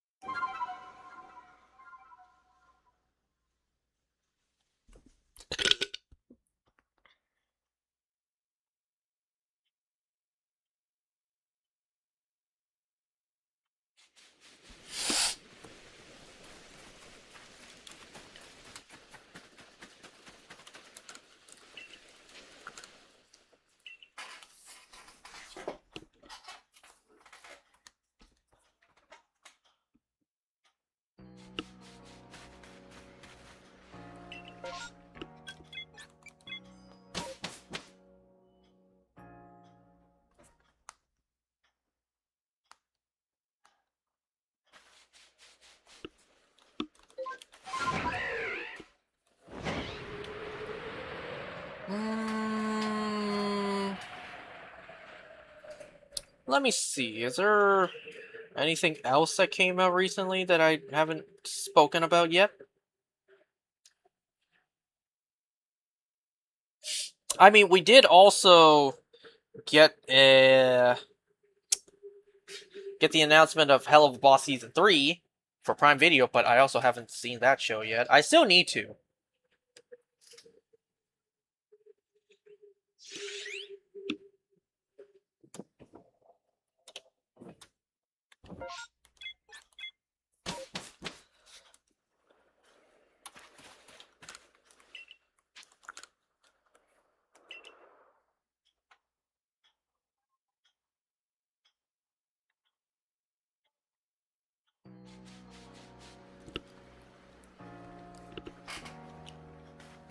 Oh, I did see. I don't know how true this is.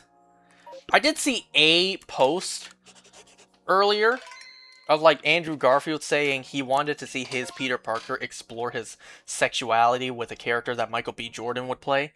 And I saw someone be like, I don't know what's weirder, the fact that Andrew Garfield wanted this to happen, or the fact that he had an actor in mind to do it with.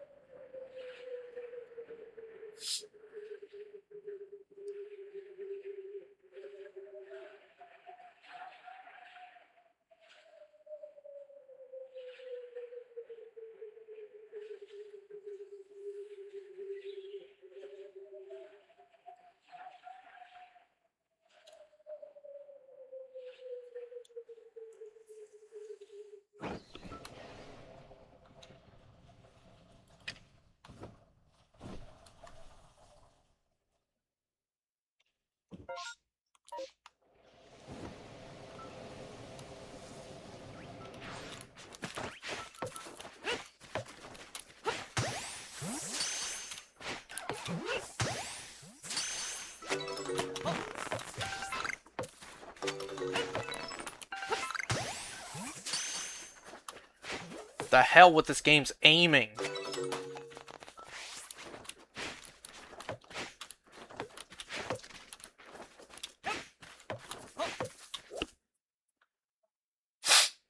Ah! Ha! Ah!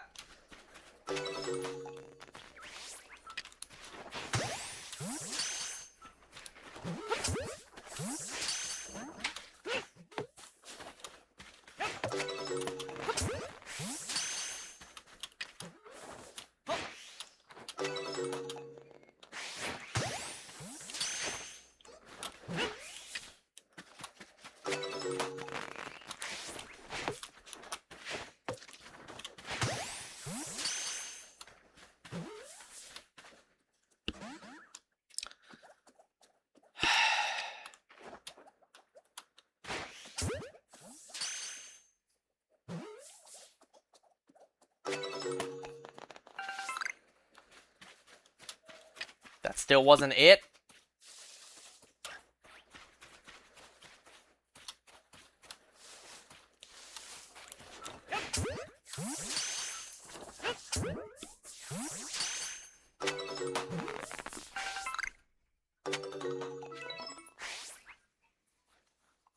That's still not it.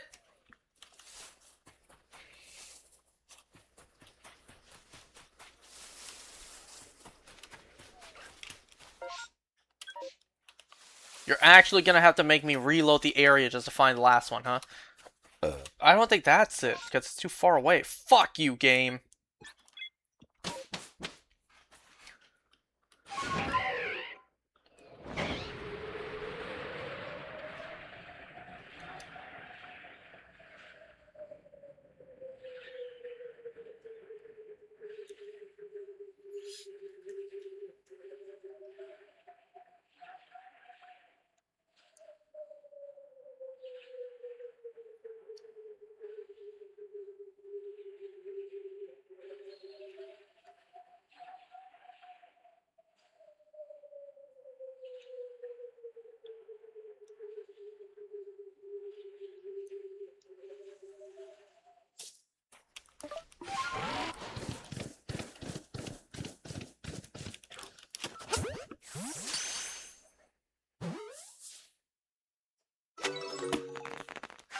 Why did I even come back to catch that last one?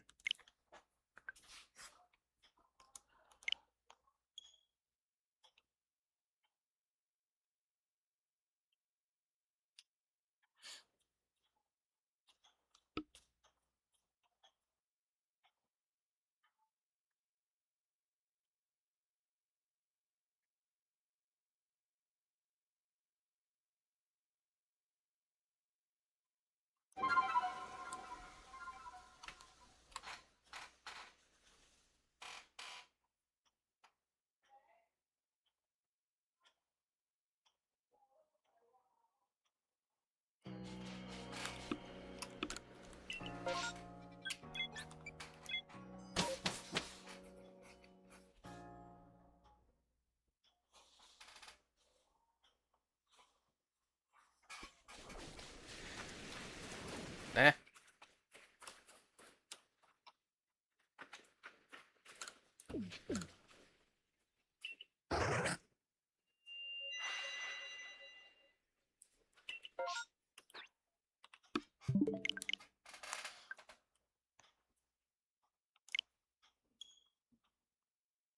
Oh, you want to know something I completely forgot about? In both Thunderbolts and, by extension, Captain America Brave New World, they never covered how Bucky got his arm back. Because I was just reminded earlier that in Guardians of the Galaxy Holiday Special, Nebula gave Rocket Bucky's arm. They never covered how Bucky got his arm back. Unless Nebula went back to space, or someone went back to space. Because we do know that Star-Lord, that Peter Quill, is on Earth. Maybe he brought it back with him and gave it back to Bucky. But like, yeah, I completely forgot they didn't cover that.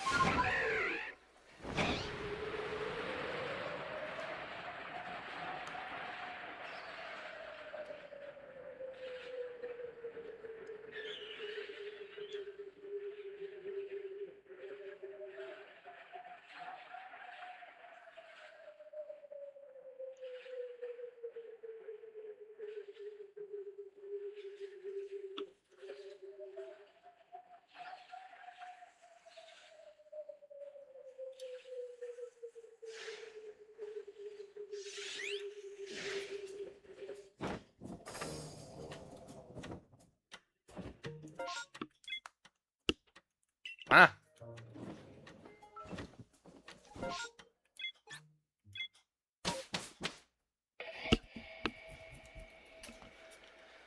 Well, a couple more minutes and then I'll be finished for today.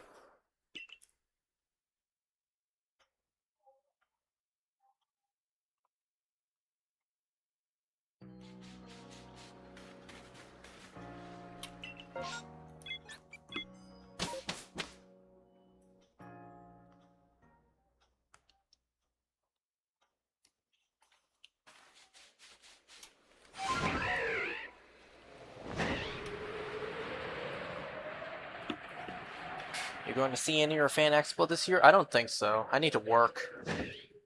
That's life. I would love to attend both, but life, work.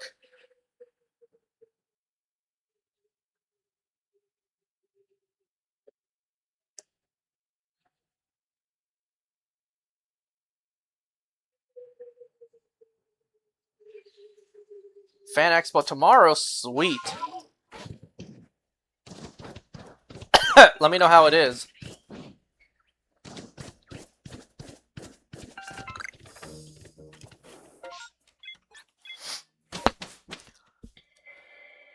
Don't know if I even want to see anything there. Or buy anything. I bought a mega ultra sus poster that I have hidden away that nobody will ever see. I will enjoy that poster in private. What?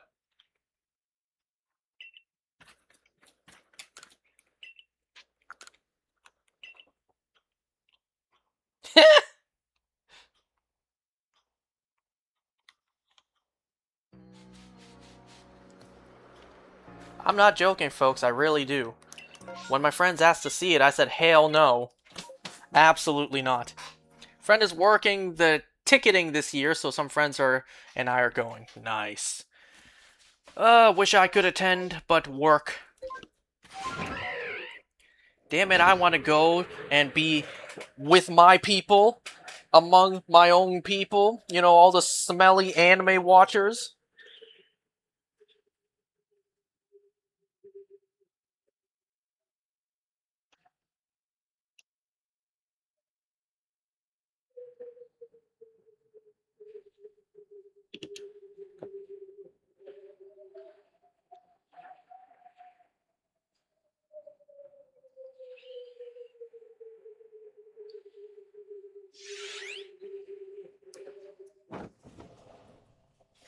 Can't wait to see someone handling deodorant. Handing out deodorant. Did I say handling? I'm not gonna check that EV.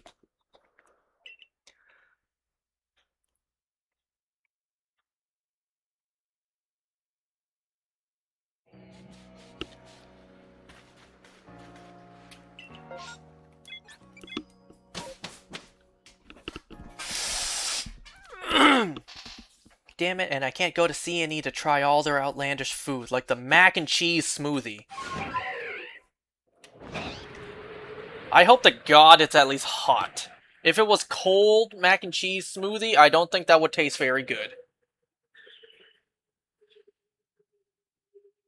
Man, I wanted to try their mac and cheese pizza when that was announced. I did try it, and I was bitterly disappointed. I don't know what I was expecting. It's literally just mac and cheese on pizza.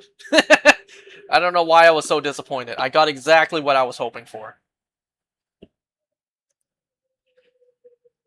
I did want to try their ketchup and mustard flavored ice cream, but I couldn't find it.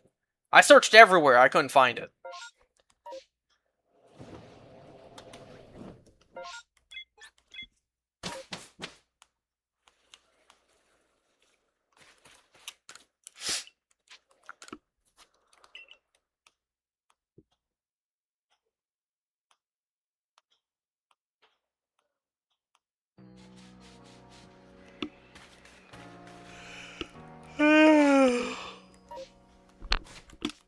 I'll check these two, and then I'll call it.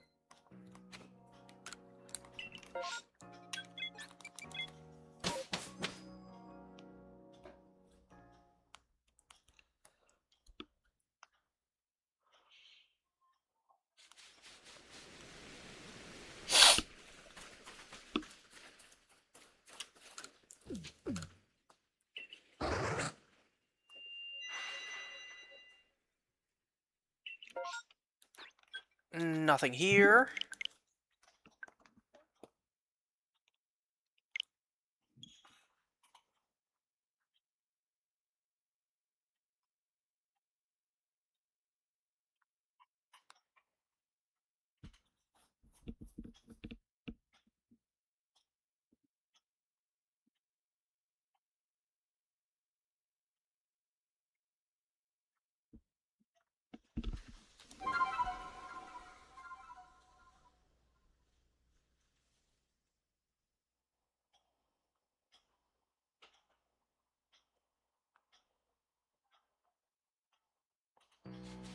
By the way, I saw this, I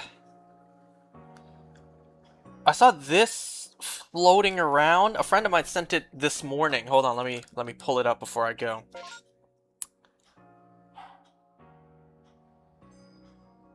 Oh, I also saw this post on Twitter earlier.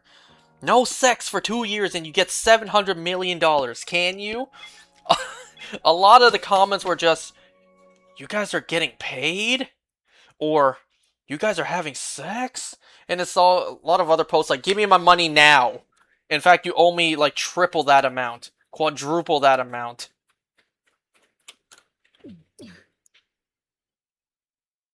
Anyway, so this was the post. We as humans are devolving. There's a video out there. Womb tier list. Womb tier list. We rank every ZZZ womb. Bracket full scientific study. Womb tier list.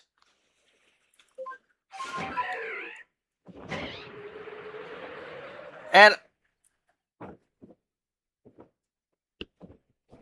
is that a shiny Starly? It is a shiny Starly. I'll catch it afterwards. I won't fail it like that shiny Floatzel earlier.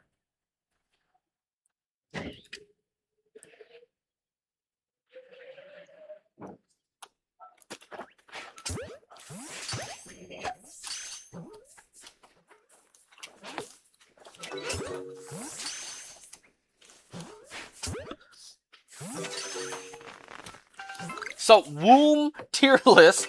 And I saw this post on Twitter. It's basically just comment tweeting on it. What's it called again? I genuinely can't consider myself a true gooner when people like this exist. This genuinely what being power crap must feel like in anime. You know, sometimes you just gotta love the internet, but womb tier list is just like, you know what?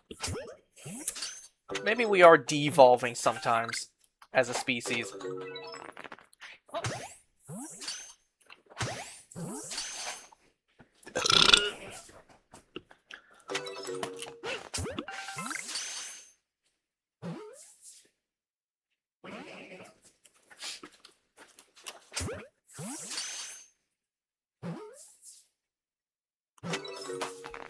Okay, nothing here. Let's check that space.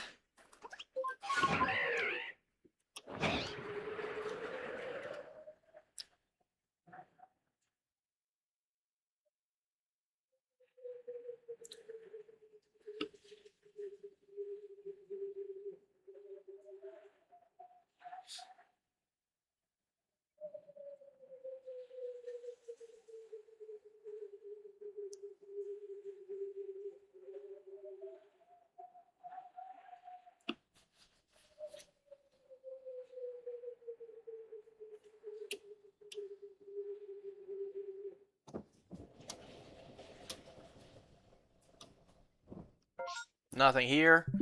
We'll reload the game and catch that Starly.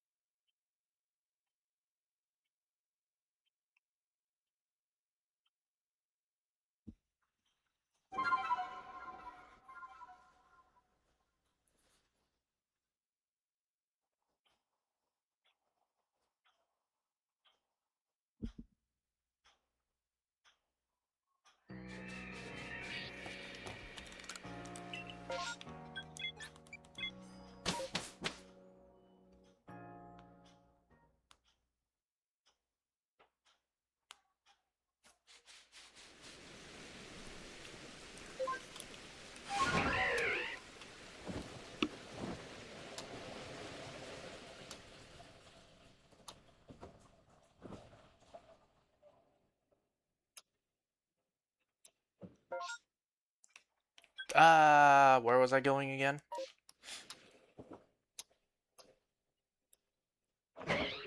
Was it the Starly?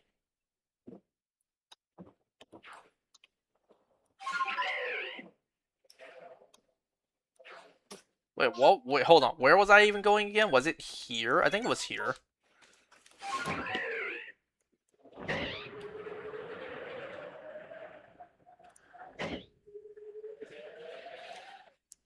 Yeah.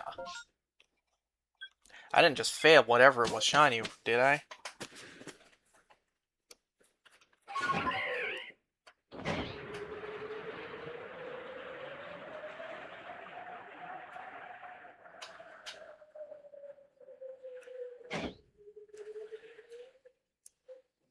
I don't hear the shiny sparkle anymore. Oh, even if I failed it, whatever. I kind of don't care anymore.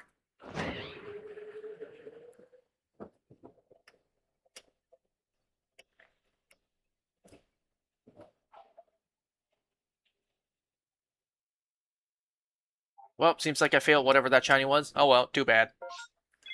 You're gonna go shower, go to bed. I'm gonna leave now, too. Well, thanks for watching. I'll see you next time.